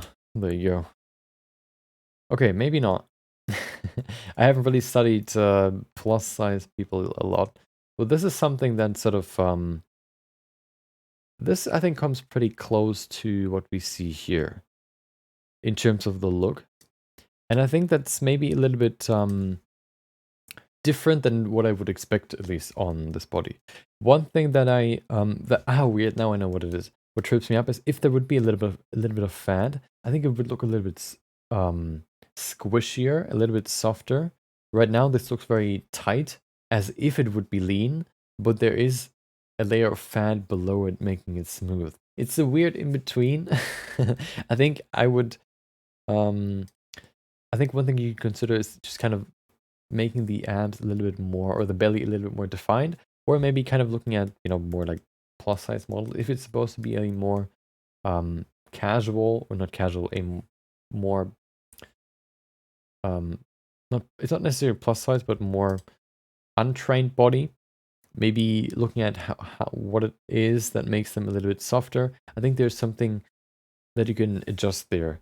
I think, yeah, it's kind of hard to nail it down, but yeah, maybe you can, if you want to, of course, you can look at that. It seems like a finished character, so I wouldn't really want to adjust it again, but maybe you do. Yeah, that's just something that sort of jumped out to me here, the belly button, but that's basically all of it. Oh, one more thing that I can also see in the next image that we're going to look at. Yeah, oh, one more thing that I want to mention. I ramble a lot, but to keep it together, Maybe, although this one looks different. Okay, I don't know. Maybe just a little bit more definition here can maybe help. You can see some definition here of the abs. It's very smooth still. Maybe it could also just be the lighting. Maybe I'm just tripping, okay? Maybe it's me. Yeah, maybe it's just me. I don't know. I think maybe a little bit more, just a little bit more, yeah, can help there. The big thing that jumped out to me here is the bump map for the face. So,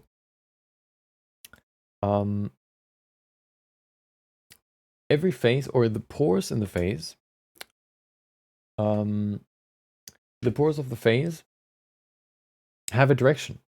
And they follow, the direction is basically following the facial expressions or the facial movement. So lips, for example, they do stuff like this, you know. So the wrinkles go into the middle of the mouth, basically like this, you know. You can see that in old people, for example. If you look at the, you would have a fold right here for the laughing line, for example. The thing that I see here is that the pores don't necessarily follow a flow, especially here in the cheek area. What we oftentimes see here is like a movement like this, going down like this. And what we can see here, if you put that on the other side, right now it looks like the pores sort of go upwards or downwards instead of diagonally down. I actually have a good image for that. That's one thing that you could that I see in, that's basically really the only thing that I see here that you could consider adjusting in the face. Let's see. Oh.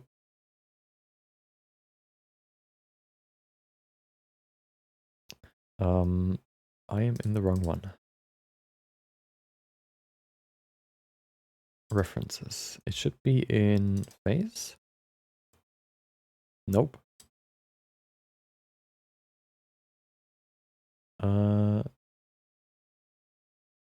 Head.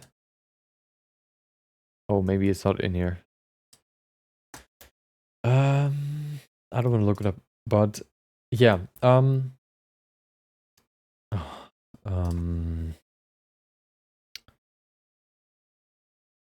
I can find it. Hold on. Give me a sec, okay? We have a little bit more time. And all I'm saying here applies to the other characters as well. The characters look really, really nice. I think there are small details that you could consider, you know, adjusting.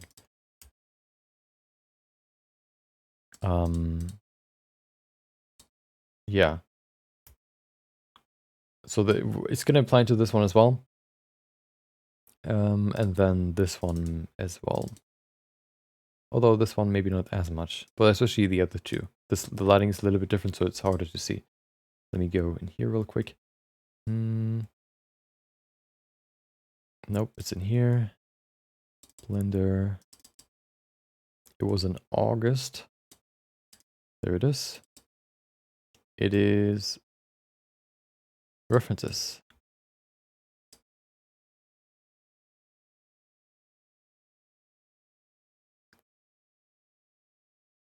There it is. Here we can see the flow of pores. So if you want to go really a lot, if you want to go into details with your character and you want to add pores, one important thing to get pores right is the flow of the pores. Pores, I guess the flow follows the movement of the face. So if you do this, if you smile a lot, you would have this line here very clearly. It would ingrain into your face, you know, with folds. The pores would follow that as well. You would have the folds here on the side, the crow's feet. You also have, as you can see here, these lines right here, leading like this. Then we have some here. Especially then what we can see here is also the pores going down like this. And then we also have some lines going into the lips like this. Around the lips. That's what the pores look like here, because you move them a lot like this. That's how you create how these lines get created. So if you want to really go into a lot of detail with pores, that's one more thing to really get them right. Is looking at the flow of the pores to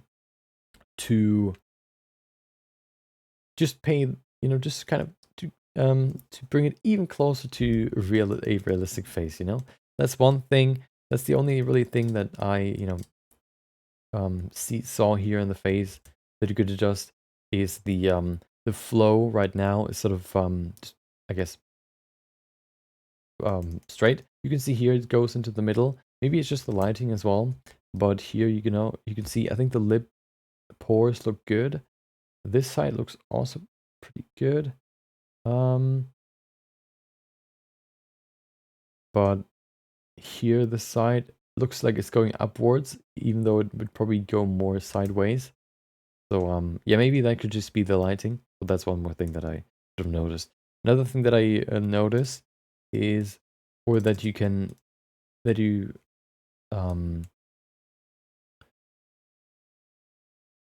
another thing that you could consider is the depth of the pores. I think the pores of the bottom of the face right now looks very, very strong. Maybe just toning it down just a little bit can help in making it a little bit smoother and a little bit more natural, I guess you could say. I think that's one thing. The pores on the nose, for example, oftentimes are bigger or more visible than on the forehead, for example. Right now, they're quite strong here on the forehead. Maybe toning them down just a little bit can help there as well. She has husky eyes, yeah. If he's making character for video games, it's normal that the pores don't have flow. Why? Wouldn't it just be a texture that you put on it, and that could have a flow? Oh, and then one more thing. I was thinking of making a mask for lips that react to face wrinkles too. Oh yeah, that would be pretty advanced. I've never tried it, but good luck. It's definitely doable. Subsurface cutting is a little low. I think it's too strong actually. That's the only thing that's one more thing that I wanted to highlight. I think the subsurface cutting is just a little bit too strong. It's really hard to get it right. I think it's just, yeah, it's the red line here in the middle that you can see on the nose especially is quite strong right now. I think it can just be a little bit lower to get it there. It's almost perfect. Yeah. Yeah. Okay. That's the same thing that I mentioned here. Wait, there it is. We have the same here. The nose is very red on him. I think it can be a little bit less. Yeah, I think a little bit less can get it there. And then one more thing here for the material. The cloth has subsurface cutting as well. If you add subsurface cutting to cloth, it gives it more depth, makes it look less flat. Well, giving it more depth means making it look less flat. And yeah, it absorbs color, or it lets color through it, which doesn't look like it right now. And adding subsurface cutting there can probably help making it look like it. Okay. And then, yeah, this one looks really good. I think this one looks the best. The only thing that jumps out to me again is the strength of the bump map, especially on the forehead. Yeah, maybe even using a strength map to change that could do the trick, just to kind of lower the strength here. Yeah. Okay. Let me drink something real quick, and then we can go to the next one.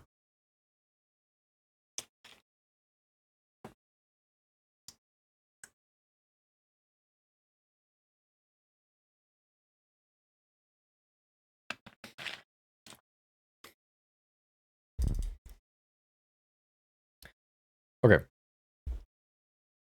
Next one. We have Zaro.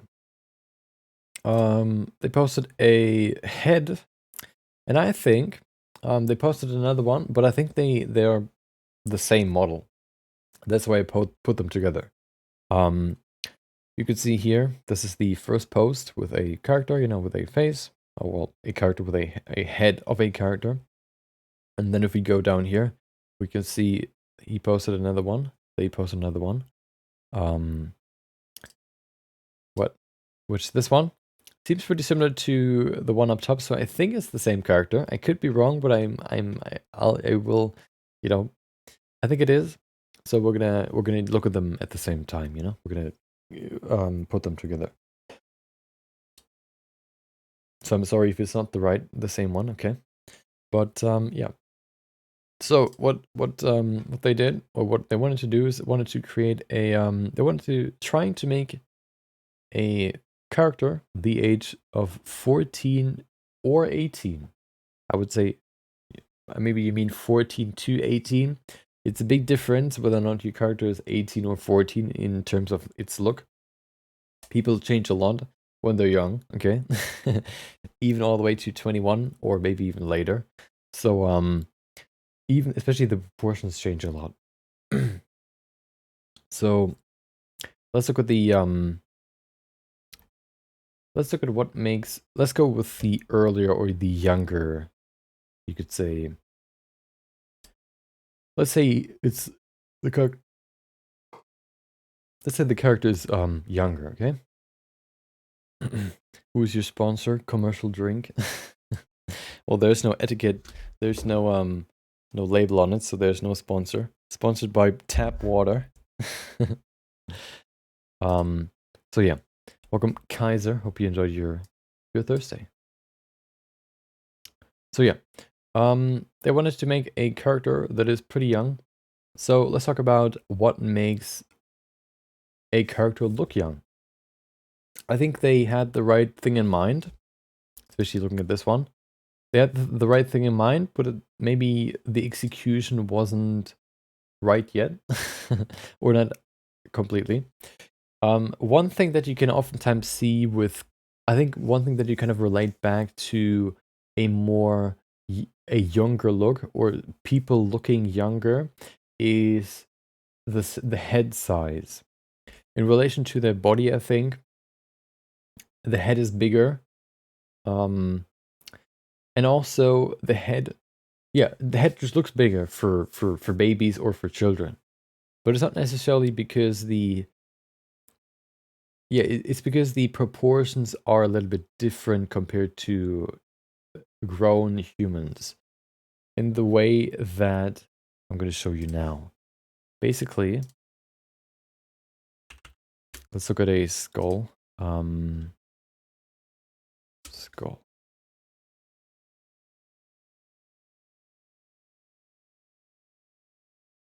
So here's a skull, okay. Let's look at a child skull. Here you can see the difference between a fully grown skull and a child skull. What is the difference? The biggest difference, first of all, is the proportions, basically. So if you things to keep in mind, when you're being born, the eyes are basically, I think, almost fully grown, or they are fully grown. So the eyes don't change in size, and the brain, I think, also doesn't change in size. What that means is the skull part that holds the brain has the same size when they're young, as well. Well, they have the same size, has the same size when they're young as they have when they're older, and the eyes are also the same size when they're young as when they're older. So that doesn't change. Which means what changes is, first of all, the nose, the jaw, and the teeth, and basically everything sort of going down from the eyes. So what that means is the head up top is big in the beginning proportionally. The eyes are big, the nose is small, the mouth is small, and the chin overall is small, the jaw is small. As you grow, all of this up down here, where you would have a mask on top of, you know, everything you put a mask on top of, is basically growing out as you grow bigger. So that means that the jaw gets more prominent, it gets bigger, the nose grows further down, maybe even everything gets a little bit more elongated, you know, from something more like this to whoop, all the way to down here, you know, so that we arrive at something like this. The nose gets bigger as well. As you can see here, the nose hole gets bigger. Nose hole is quite round here. The mouth as well, the jaw, you can see here, it's way bigger. It's way longer as well. So the upper part here with the eyes stays quite similar.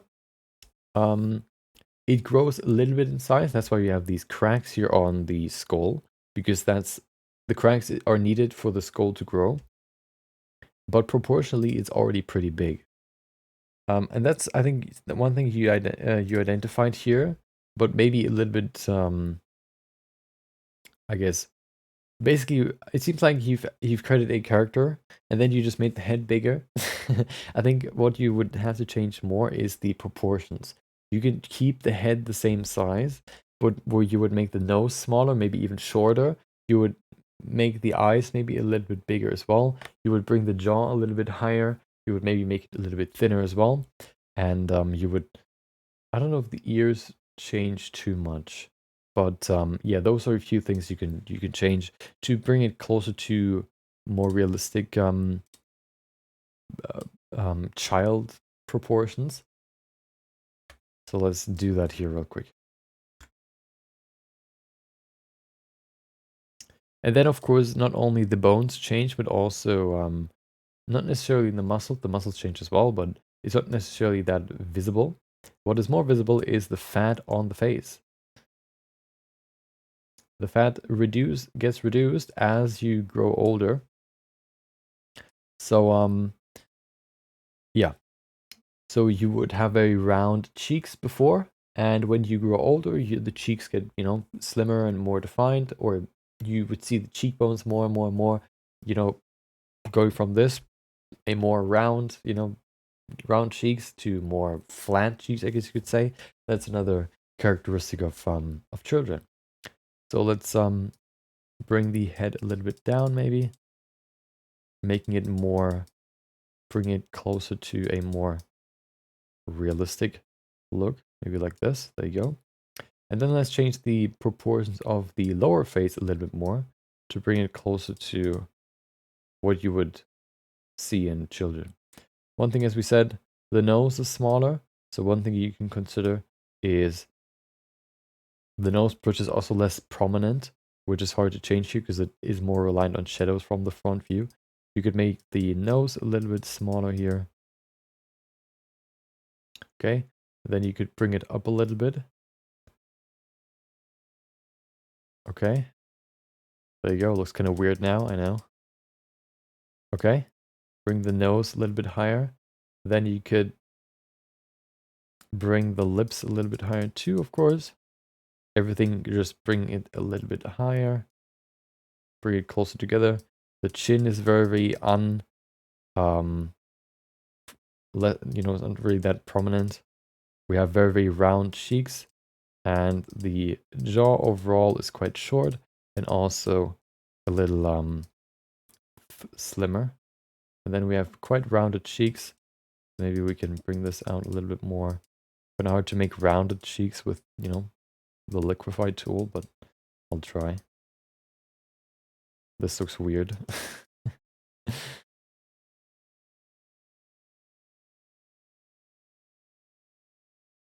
Let's look at a real baby, for example, or let's say child.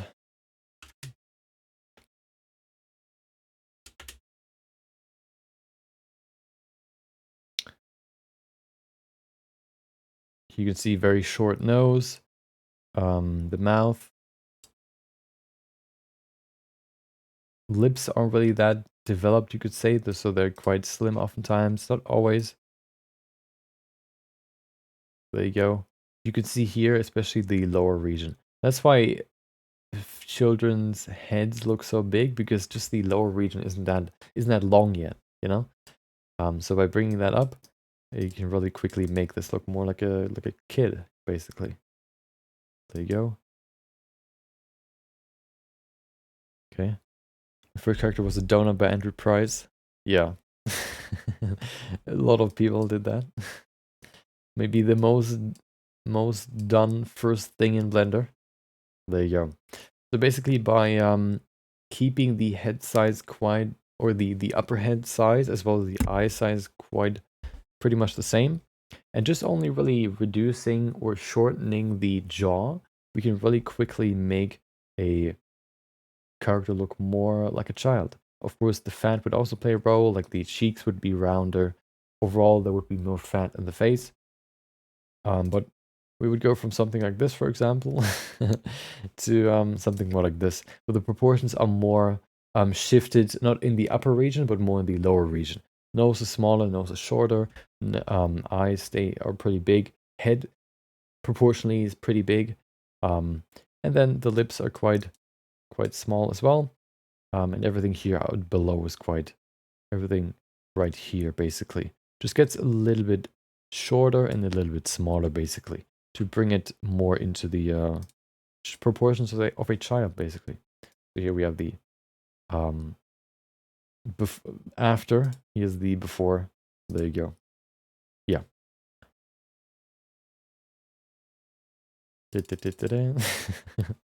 Yeah. There you go. Welcome, Harsh. Hope you enjoyed your Thursday. Hope you enjoyed your week as well. Welcome. Let's save this real quick. There you go. And then maybe just going through the other images, because we not only have a face, but we also have a full body. Let's go to this one real quick.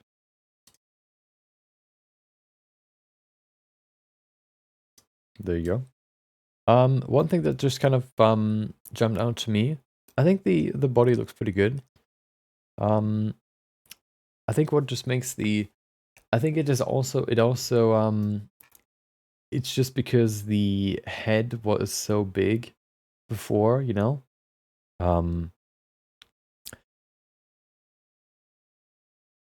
Yeah, I think you had to kind of cover the head with hair. That's why the hair is maybe so big. But it looks very, very, very full. It looks like an I think it's like 80s 80s hairstyle. Is it 80s?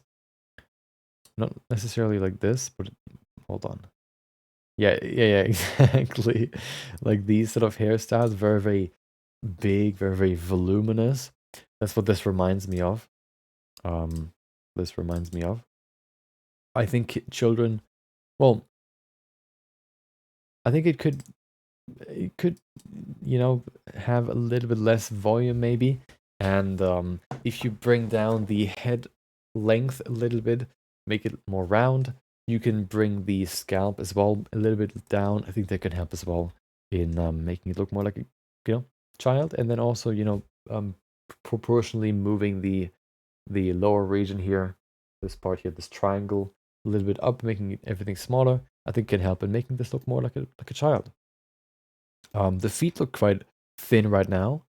I think they, maybe it's just that the wrist, I mean, not the wrist, the ankles are quite thick. The ankles are as wide as the feet. But if you, for example, look at him, hold on, there you go. You can see it goes from very wide or thick to thin and then to wide again. So I think you could either make the feet a little bit wider, or you could make the ankles a little bit thinner. Maybe even both. I think that's one more thing that kind of jumps out to me here.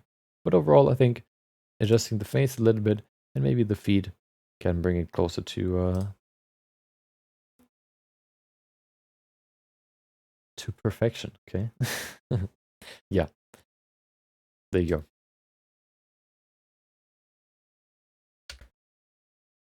Let's go to the next one. The next one is by a little kid. They posted an animation of this little ball.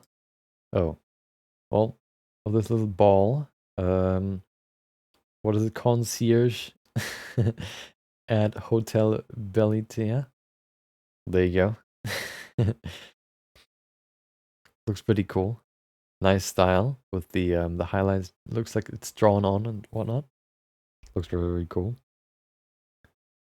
So let's look at it. Oh, wait, does that work? Oh, okay. So I like the animation. I like the style. I think it works quite well. It's sort of a mix. It looks like I don't know what you call it. 70s hairstyle, just like the background music. Exactly. It's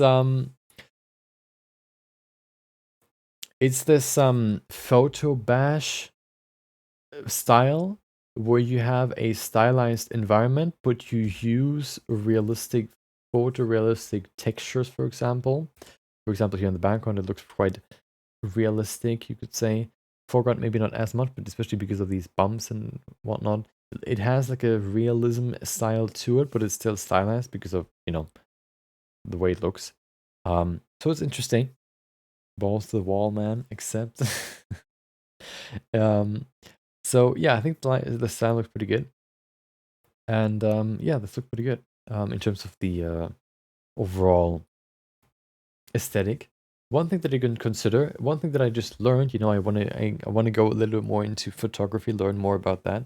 What I heard, or what, you know, you can shoot the best photos either at 6 p.m., no, at 6 a.m. or at 6 p.m.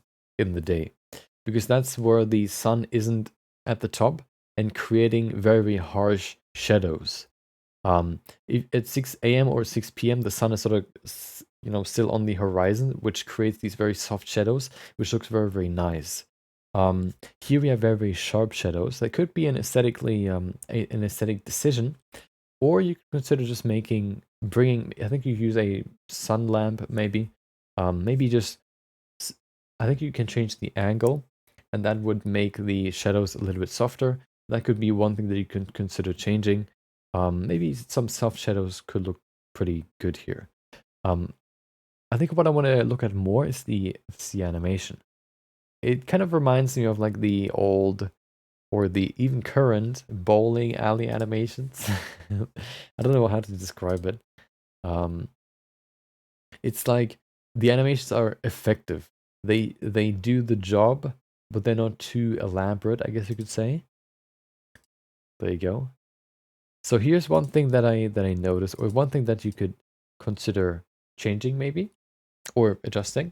That's one thing that kind of jumped out to me is the speed. I think you wanted to do something called a speed ramp here, where I like these lines as well, where you basically zoom into the suitcase here to transition to a different shot, where you basically have like and then you go to the next one. That is pretty common to use in like video editing and whatever. Um, but what you see here is that it sort of loses its speed at the end of it. Um, I think that is because you change the focal length at the end. It seems like it, because you can see here it kind of distorts everything, makes it look, gives it more depth because of the focal length changes, you know. Um, I think if you want to keep this sort of this speed ramp transition, you would probably just kind of work without this sort of focal length change. You probably added it because it makes it look speedier, but in reality, it actually kind of removes or kind of reduces the speed. One thing you can consider to give it more speed, I think you can even go with a little bit more speed here, is in the position change or in the graph of your animation, giving it like an exponential sort of graph for the value change of the position of the camera, so that it gets speedier and speedier and speedier as you go to the cut. Because what you have right now as a graph is something like this. Okay, so it starts small or it starts slow, and then it gets faster, and then it goes slow again because of the, first of all, because of the focal length change, and I think also because of the camera that slows down a little bit. I think what I want to have more is a graph that looks like this, where you start slow, but you speed up more and more and more until the end where you reach the maximum, and when you reach the maximum, the cut starts, or you have the cut. I think that's one thing that you could adjust that would probably help with the transition that you have here. Zip, you know? Then you have this image. I mean, this animation, pretty simple, you know, just kind of moving from left to right. Looks pretty good. I like it. One thing you can consider, which might be just too much detail, but when he's, you know, kind of rotating here, adding like these drift tracks or these drift lines as well, kind of indicating that he's sliding over the ground. It might be too much, you know, not necessary, but just one thing that I kind of thought about right now. Yeah. I think overall it looks very solid. The style looks pretty nice. The animation looks pretty good as well. I think so. There's a single thing that I always think about, or there's one thing that I always keep in mind when I do animations, whether it's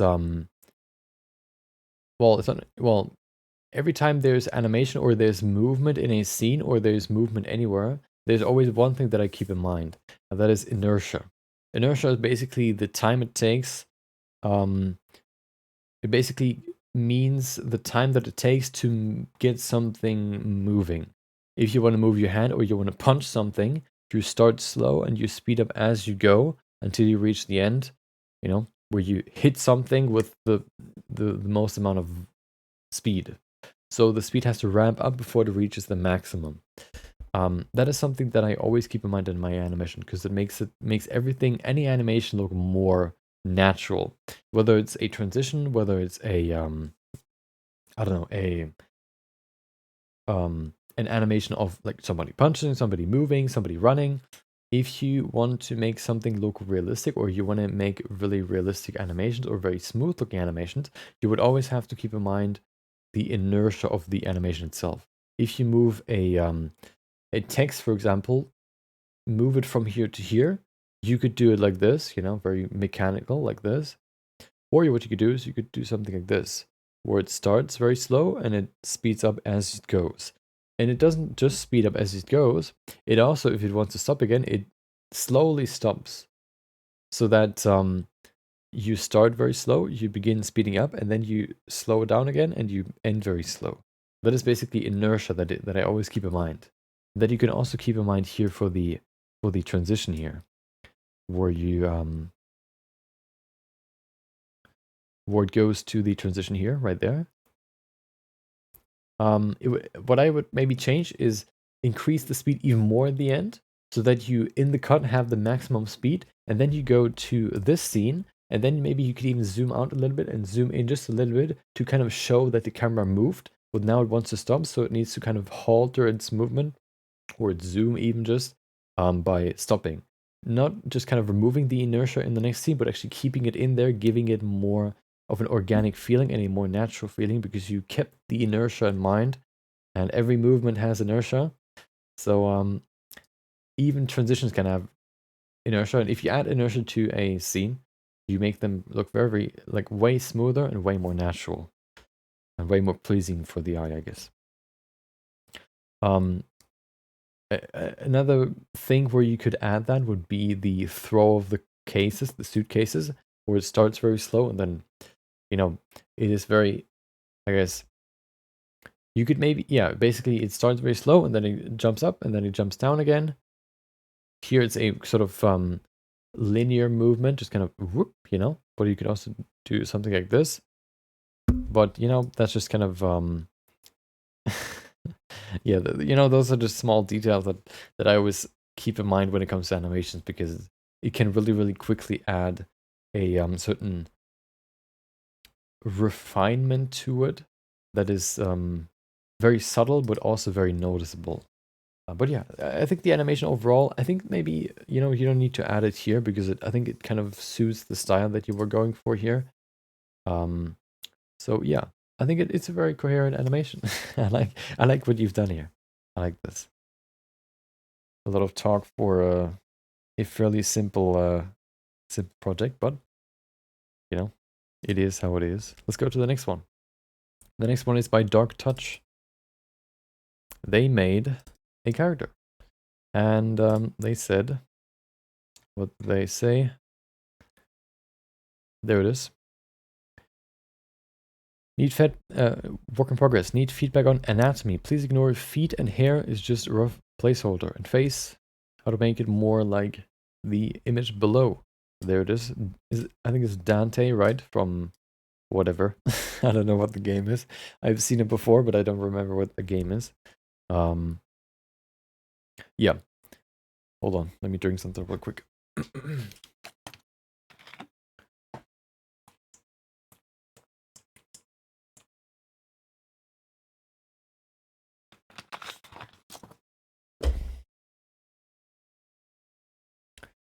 Okay.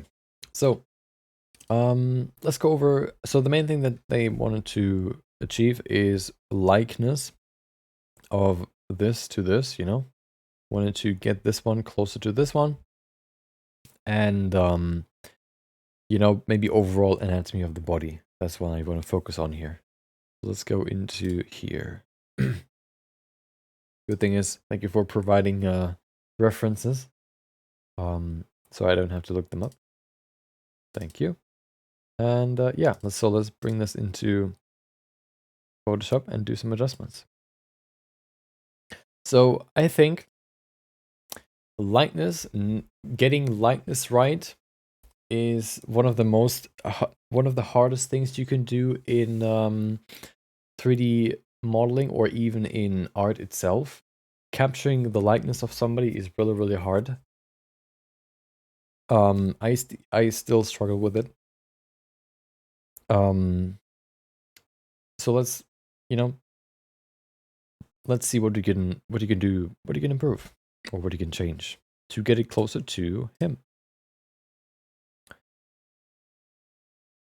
There you go. So, what could you change? So first of all, yeah, it's just like getting likeness right. It just comes down to repetition and maybe a little bit looking at tutorials or maybe like courses or whatever to kind of get there, kind of learn more about what other people think about when they, like, you know, people that capture likenesses very well, what they think about or what they keep in mind when they sculpt characters. That can also help, but it's a lot of repetition to learn and to train your brain in. Basically, your brain has to learn how to gauge the proportions of everything in the face properly, because that's basically all that likenesses are. Proportions in the face. How long is the nose and how big are the eyes and so on and so forth. Yeah, that's just, you know, it just comes down to a lot of practice. And a lot of experience as well. But one channel that I can recommend for likeness sculpting is the Anthropus. The Anthropus, there you go. He makes a lot of, well, he is the, you know, so this is not an image, this is his 3D art, okay? Same here. He makes basically like a Madame Tussauds style pieces, recreating characters, whether it's from history or that still live. He makes some video. He has some videos here talking about his style or his workflow and what he keeps in mind or changes you need to keep in mind. Things you need to keep in mind.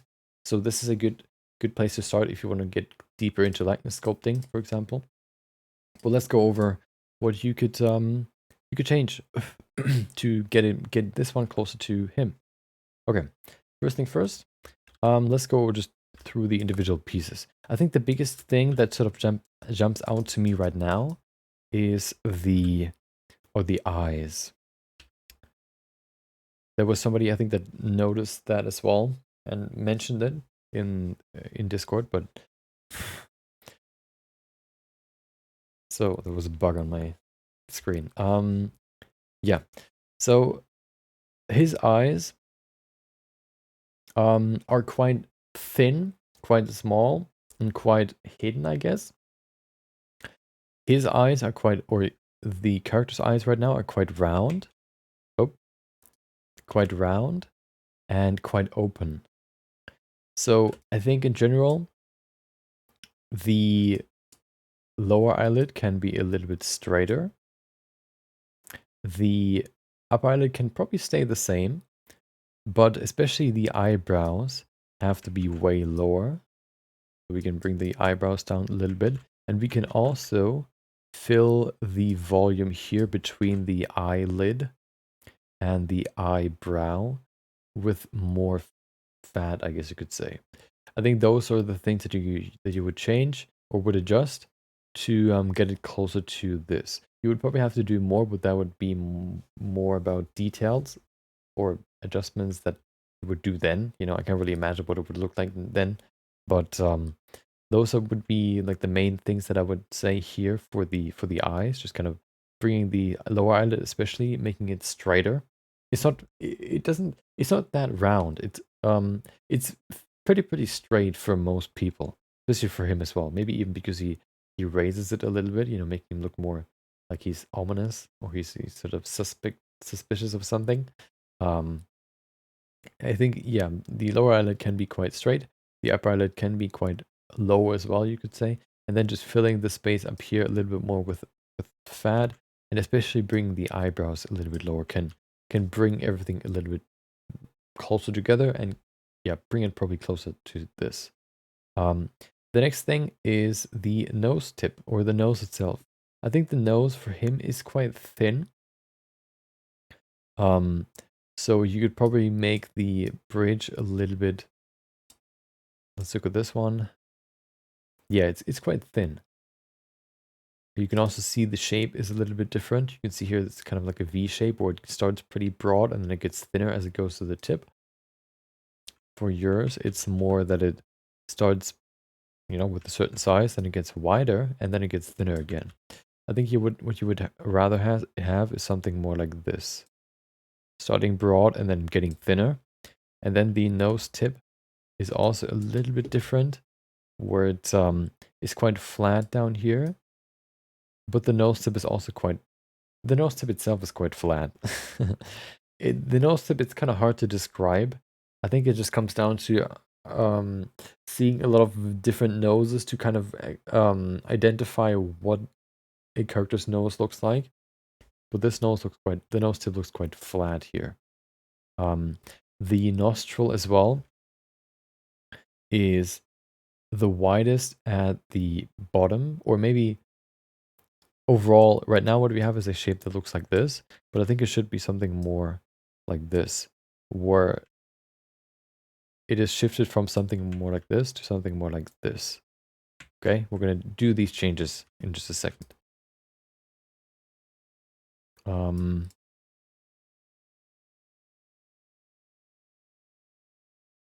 Few more things. I think the lips, they seem quite flat right now. You can probably bring the corner here a little bit further back, just to make it rounder. You know, the lips sort of wrap around the teeth. I think right now they're quite flat, and teeth are, you know, like a U shape, so the lips would have a certain U shape as well. So bringing the corner of the mouth a little bit further back can probably help there as well. Can help with that. The nostril shape also is different. Here we have something like looks like this, like an L. Here we have something that looks like a C. They're very small things that you have to keep in mind with this. So that's one thing we could adjust. I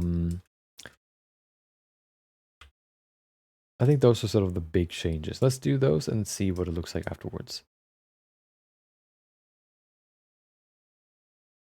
Okay.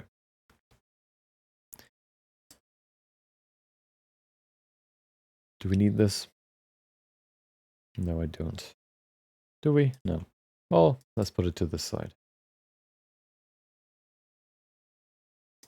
There you go. Okay.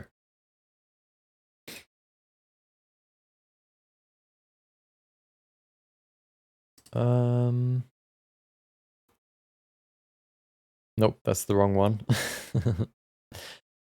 I want to liquefy it. There it is. So, let's see. So first of all, it's hard to add more fat underneath the, or to add more fat to the eyelids, but we can probably still adjust it. So the first thing that I want to do is I want to bring the eyebrows lower, push the eyebrows down. Let's do this. Da-da-da-da-da. He's angry looking, so we can also bring them closer together here. We can bring the eyebrows themselves pretty low. There you go. Okay. Then the next part is bringing the lower eyelid higher. It is quite straight for most people. So keeping that in mind here, you could probably look something more like this. Less round, you know.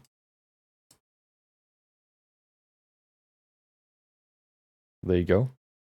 The next thing that I want to change is the bridge of the nose. Just kind of making it, well, the character has it so that it's wide and then it gets thinner. For you, as we said, is it has a certain width, then it gets wider and then it gets thinner again. So we can just bring this together a little bit, making the tip very, very thin. Something more like this maybe.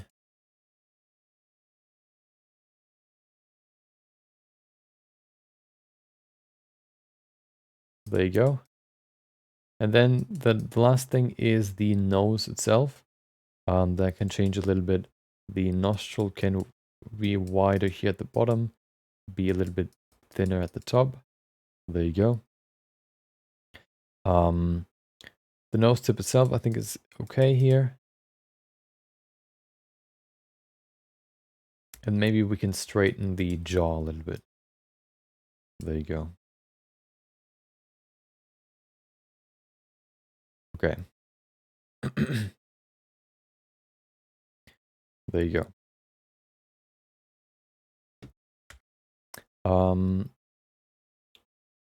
Let's go to the side view real quick as well.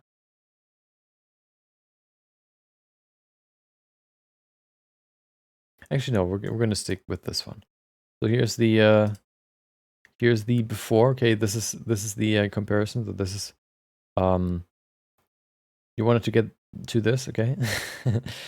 Here we've done a few changes here, so let's see what it looks like before and after. So this is after we've adjusted it. Let's see we could change the here as well, but I don't want to adjust it too much. There you go. Let's look at the before, what it looked like before. There you go. I was kind of surprised. Oh, what? Yeah, basically, I think the eyes play the biggest role here.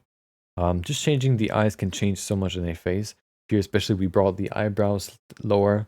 You could maybe even add a little bit more fat above the eyelid here. But especially changing the eye shape changed so much in the face. Look at that. And then we changed the nose as well to bring it closer to what we have here. The nose starting wide and getting thinner. There you go. Before it looked something more like this. So there are very, very subtle changes in the face that can make a big difference. And especially with likeness sculpting, you have to really pay a lot of attention. Sort of have to get to know what you have to look at to get it right. Yeah, it just requires a lot of experience. Yeah, there you go. Before and after. Okay, yeah. Hopefully this can help with the face. Let's quickly go to the body. Just a few things that I want to talk about.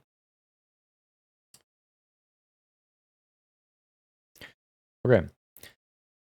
Oh, that looks kind of sus. Not gonna lie. I was scared for a sec. Okay, so a few things here and there. I think the shoulders look quite round. I think they look a little bit too round. The shoulders, especially in the back, connect to the rest of the back. They sort of merge together. If you look at the side view of him, it's not as round. It's more like it's more part of the full body. Right now, the shoulders look more like action figurines, where they're quite round and sort of separated from the rest of the body, but they are quite, they sort of merge together. So you would probably, especially here in the back, merge it more together. You would have to look at the muscle structure a little bit more, which would probably look something more like, oh, hello. Look more like this. There you go. We have the trapezes, which look something like this. So that's one thing that you could also look at adjusting. There you go. Welcome, King Wick. Hope you enjoyed your Thursday. Welcome. You can see we're doing a feedback session. Pieces that have been submitted in the Discord. If you want to submit your own piece for the next session, make sure to join the Discord. ! Discord or in the description on YouTube. There you go. So, just kind of looking at the muscle anatomy, I think can help you the most in improving the body. Yeah. Here, like the pecs actually go into or underneath the shoulder muscle, so there wouldn't be like a harsh line here. They would actually sort of merge together. There would be a subtle line here. Yeah, stuff like that. I think, just studying the body a little bit more can help with it. Okay. Just watched the tutorials for sculpting the eyes and the nose. Was a lifesaver. It was a lifesaver for me as well. Before I did these, I looked at, I studied eyes a little bit more and actually realized that I did some mistakes before, okay, that I luckily discovered and I were able to adjust. Yeah, eyes can be quite confusing, especially in their size and, like measurement wise. Kind of weird. Okay. Here we have a piece. And this one is actually, oh wait, what? Okay. What is this? Is it so huge? Why does it end at 10 meters? There you go. So, oh, probably because of the render? Maybe? Does it affect the render? I don't actually know. I don't think so. Okay. So here we have a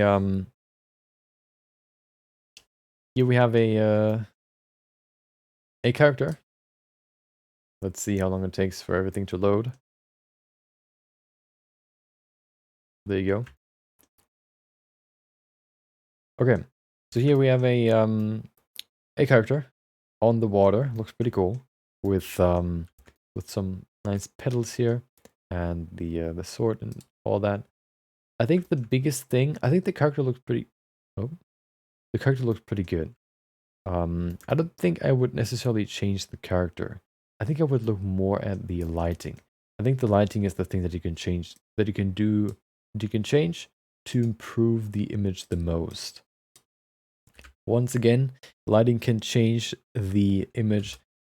Lighting can change an image immensely and also can portray a character way, like can change the way a character looks in a big way. So let's look at how we can change the lighting to give the character a more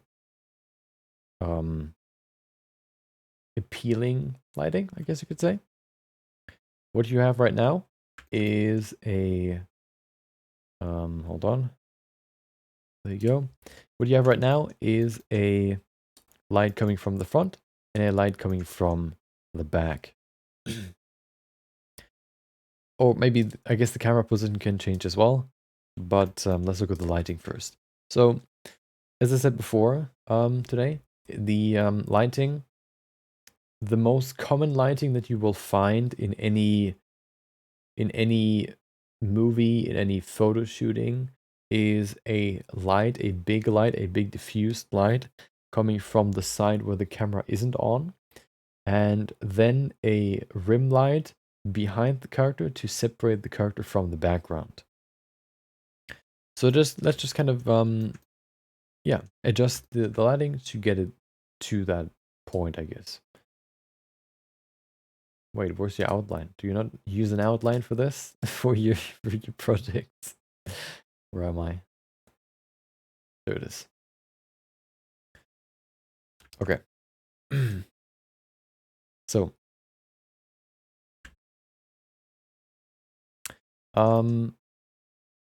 let's adjust it. Where's the okay, clothes, face, teeth, rig, lights. There it is. So many flowers. Okay. So let's get rid of these real quick and create new lights. I want to begin with the same light that we had before. Well, let's make a new lighting to duplicate the... Actually, no, I'm just going to make a new one. Here, call it light 2. Okay. And then let's add lights. So the first thing that I want to add is a area light. There you go. Doesn't really look like... Wait, is the character that big or what's going on here? Seems like it. Oh my god.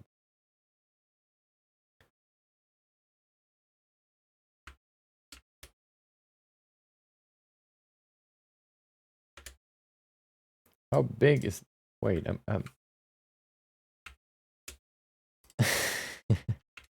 how strong was the other light? 200... Wait, what? Why do I have like milliwatts? 200. Ah, there you go. Okay. So first things first, as I said before, I want to bring the light to the side that the camera isn't on. One thing you can consider, maybe you want to change, you want to keep the camera angle. You could maybe consider moving it closer to here so we can see the face a little bit more, but you want to keep it there maybe. So we're going to keep it there. I want to grab this light here. First of all, what I want to change, what I like to do is I like to change the shape from square to disc. I just like round lights more. And then I want to move it a little bit. I don't want to light the character from up top. I want to light it from the side. I'm going to move it a little bit over here.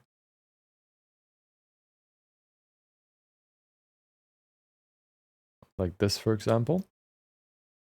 Maybe we could rotate it a little bit more. Like this. Big like my D. Well, I don't know what what I should say about that. You stunned me. Okay, that's what she said, maybe. Okay, so first things first, we could bring this over here to light it something more like this. To have depth, right away we have depth in, well, in the character. We have a bright spot here, and we have a dark spot on the side. So we immediately add a little bit of depth to the character. We can also change the shape, maybe make it, not the shape, make the size bigger. Wait, we can't go more than 1 meter? Dude, is your scene like 60 meters big? Ah, there you go. Make it nice and soft. There you go. That looks pretty good. And then we could maybe also go in here and change the problem with these petals is they glow, but they can't really glow without light probing in Eevee, so they wouldn't really affect the environment around it, which is sort of a bummer, but you know, that's just how it is. So we have the lighting right now here on the body, and now I want to bring it to the side to separate the character, especially here on the right side, a little bit more from the background. So I'm going to use another light. I'm just going to duplicate this one, move it to the side here, and use it as an edge light. What I like to do to make the edge light very sharp is I like to reduce the size, maybe to 0.5. There you go. And then I want to make it very, very bright. So maybe even 400. Maybe even 500, why not? Okay, bring the light to the side so we can see a nice edge around the character. So here you can see what we've done here. Maybe we can make it even smaller. 0.25. Okay.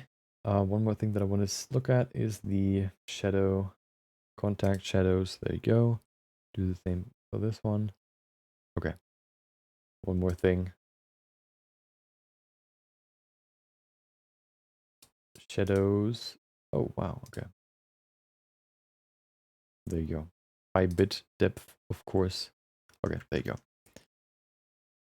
Okay. And then I want to grab this light. Rotate it a little bit so that we have a nice outline around the body on the right. So now what we can see here is we have this nice outline around some features around of the body and the clothing right here to kind of show the structure, but and also separate the body from the background. Here you go. You could consider also adding a light to the other side now. Very, very subtle and small light.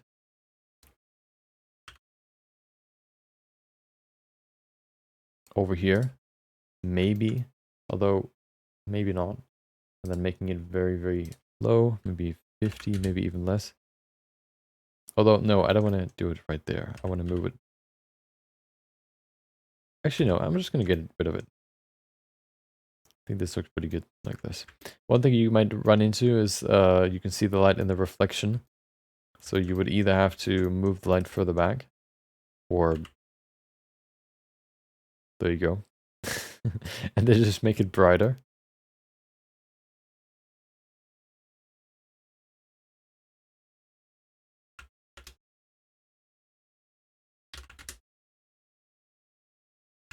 There you go. The other one, well, it's still there, but barely. There you go. So this is the lighting now. Basically just, so the most basic lighting to make characters look very interesting, or that is being used the most in photography, in movies and whatnot, is basically the lighting where you have a light coming, hitting the subject from the side where the camera isn't on, so the camera can not only see the bright part, but also the dark side, adding contrast to the scene. And then also adding a rim light to the other side, to the dark side of the character, to separate them more from the background, because otherwise it would be, the background is dark, the subject would be dark, so it kind of would merge together. We can use this rim light to separate them a little bit from each other. That's what I've done here. We have this is my lighting, and then we have the lighting that we had before. So let's compare the two. So this is mine. Let's look at the one before. So this is mine. There you go. Let's make it bigger. There you go. So this is after. Okay. This is after. And this is before. There you go. See how much more depth we're getting with this one, because the light is coming from the side where the camera is. There aren't really that many dark areas in the body or on the character. Everything is very evenly lit, which sort of reduces the amount of structure that we can see, because the shadows, there are no shadows, see here how we can see the nose a little bit more defined, the nostril here, the nose hole. We can see the jaw here. We can see the maybe even the boobs right there, the body itself. With the other one, everything kind of gets washed out, not the jaw necessarily, but here you can see we don't really have a lot of contrast here, just because the camera is in the same position, or comes from the same direction that the light is coming from. With this simple lighting setup, you can really quickly create an effective way of showcasing your character. Yeah. You could probably adjust it more. You can also look at other ways of lighting your character. This is just the simplest way. If you go to Pinterest here, I don't know, go with portrait lighting, for example, and you look at what you can find here. Another thing that you can add would be some sort of structures that sort of create shadows that sort of fall onto the face, like this one here, for example, just kind of make it look more interesting. But yeah, this is the simplest way to do it, and I think it's pretty effective. There you go, before and after. I think this light is also brighter. This one coming from the front, giving it more depth as well. There you go.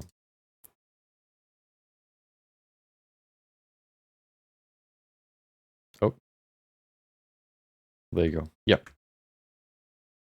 Of course, you can also change the lighting color here, maybe to a nice blue. Wait, what? Is that the wrong one? Yeah, it is.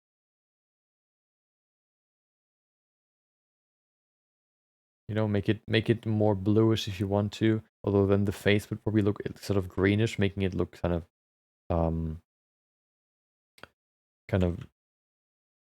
what do you call it?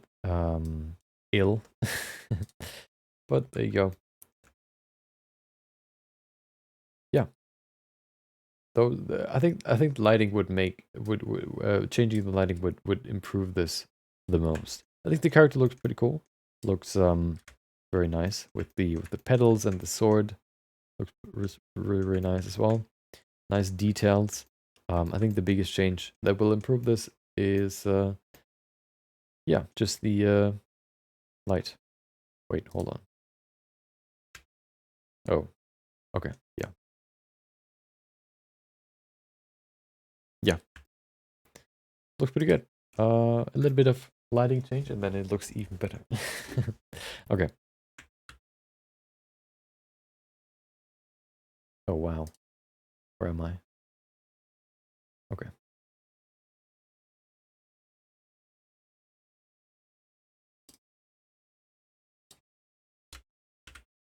There you go. Okay. On to the next one. The next one and last one is by Samo. One question, a simple question. The question is, let's look at it. The question is the position and curvature of the spine correct here? Let's check it out. So here's the image. Why don't we go to Google and look at the references? I actually want to check if I have references in here in my Pinterest board. So if you go to my good old anatomy, where is it? Basis, there it is, anatomy references. Do we have the spine? So of course we have this thing here. But that doesn't really help us that much. We have a lot of muscles, because that's what I focus on the most.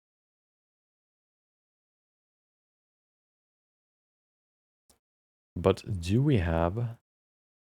Oh, we can also see here different ages. There you go. So if you need this, just go to Pinterest, look up Noggy_now, and you should find it. There you go. But do we have the spine? I don't think we do. Maybe. I don't see it. Okay. Then let's just go to skeleton. The biggest thing to keep in mind for skeletons and the spine is, of course, the S shape, which you've included. So that's good. There you go. Another thing is the rotation of the bones, or the hips. The hips sort of point downwards, which you can see here as well. Well, there you go. Oh wow, that's very high res. So what you can see here is the S curve here, going from, or the spine starting in the middle of the skull. There you go. In the middle of the skull, going down in like this C shape, going inwards again, and then going outwards again, ending in the tailbone right there. Well, the color doesn't really help. There you go. That's what it looks like. Looking at yours, we have the starting in the middle. Maybe you could bring the spine just a little bit more over here into the middle of the skull. Starting from here. There you go. Going inwards again, and then going outwards into the tailbone. I think the S shape looks pretty good. I think it is pretty much according to, you know, this depiction. Okay. And I think the hips look pretty good as well. They have a slight downwards rotation, which I think yeah, it's pretty good. One thing to keep in mind is basically these bones here in the front, the bones in the front of the hip. Well, the O shape that you can see here, right here, and right here, that is basically where all the leg muscles connect to. And then also right here, that's where they connect to, and then also to the tailbone itself. The butt muscles connect to attached to the tailbone. And then the muscles on the side of the leg connect to this flat piece here. And especially the front part of the legs attaches to this part here. Okay, yeah, just to keep that in mind. And that basically concludes everything. Is the position curvature of the spine correct here? Yeah, it seems to be pretty good. Maybe you can put the spine a little bit more into the middle of the skull, but everything else I think looked pretty good. Good job. Okay, that concludes the personal feedback session, but we're not done yet because I want to finish something we have started quite a while back. Hopefully, okay. Let's hope it works. I haven't tested it yet, so it could go badly. Okay. What I want to do is I want to assemble the Chun-Li figurine that we worked on for quite a while. I printed the last piece today, so let's see if it, you know, if we can assemble it. Yeah. So let me change this. Let's keep this here, okay? There you go. Can I change my...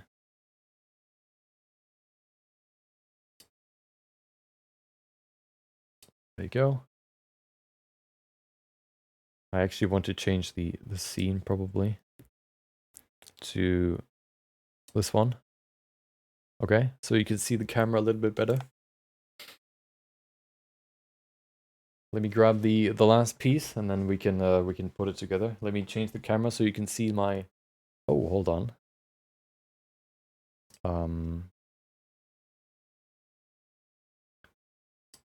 I want to change something. Hold on.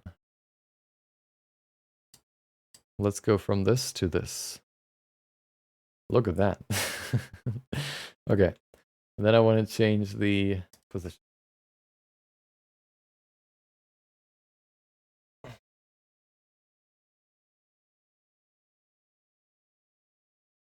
Okay. There you go. So now you can see my table or my desk. Wait, hold on. What if I do a full cam scene?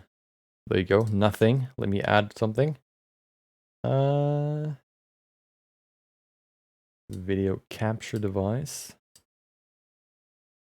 Ooh, okay, perfect. Why is it so grainy? Okay. Let's yeah, let's grab it.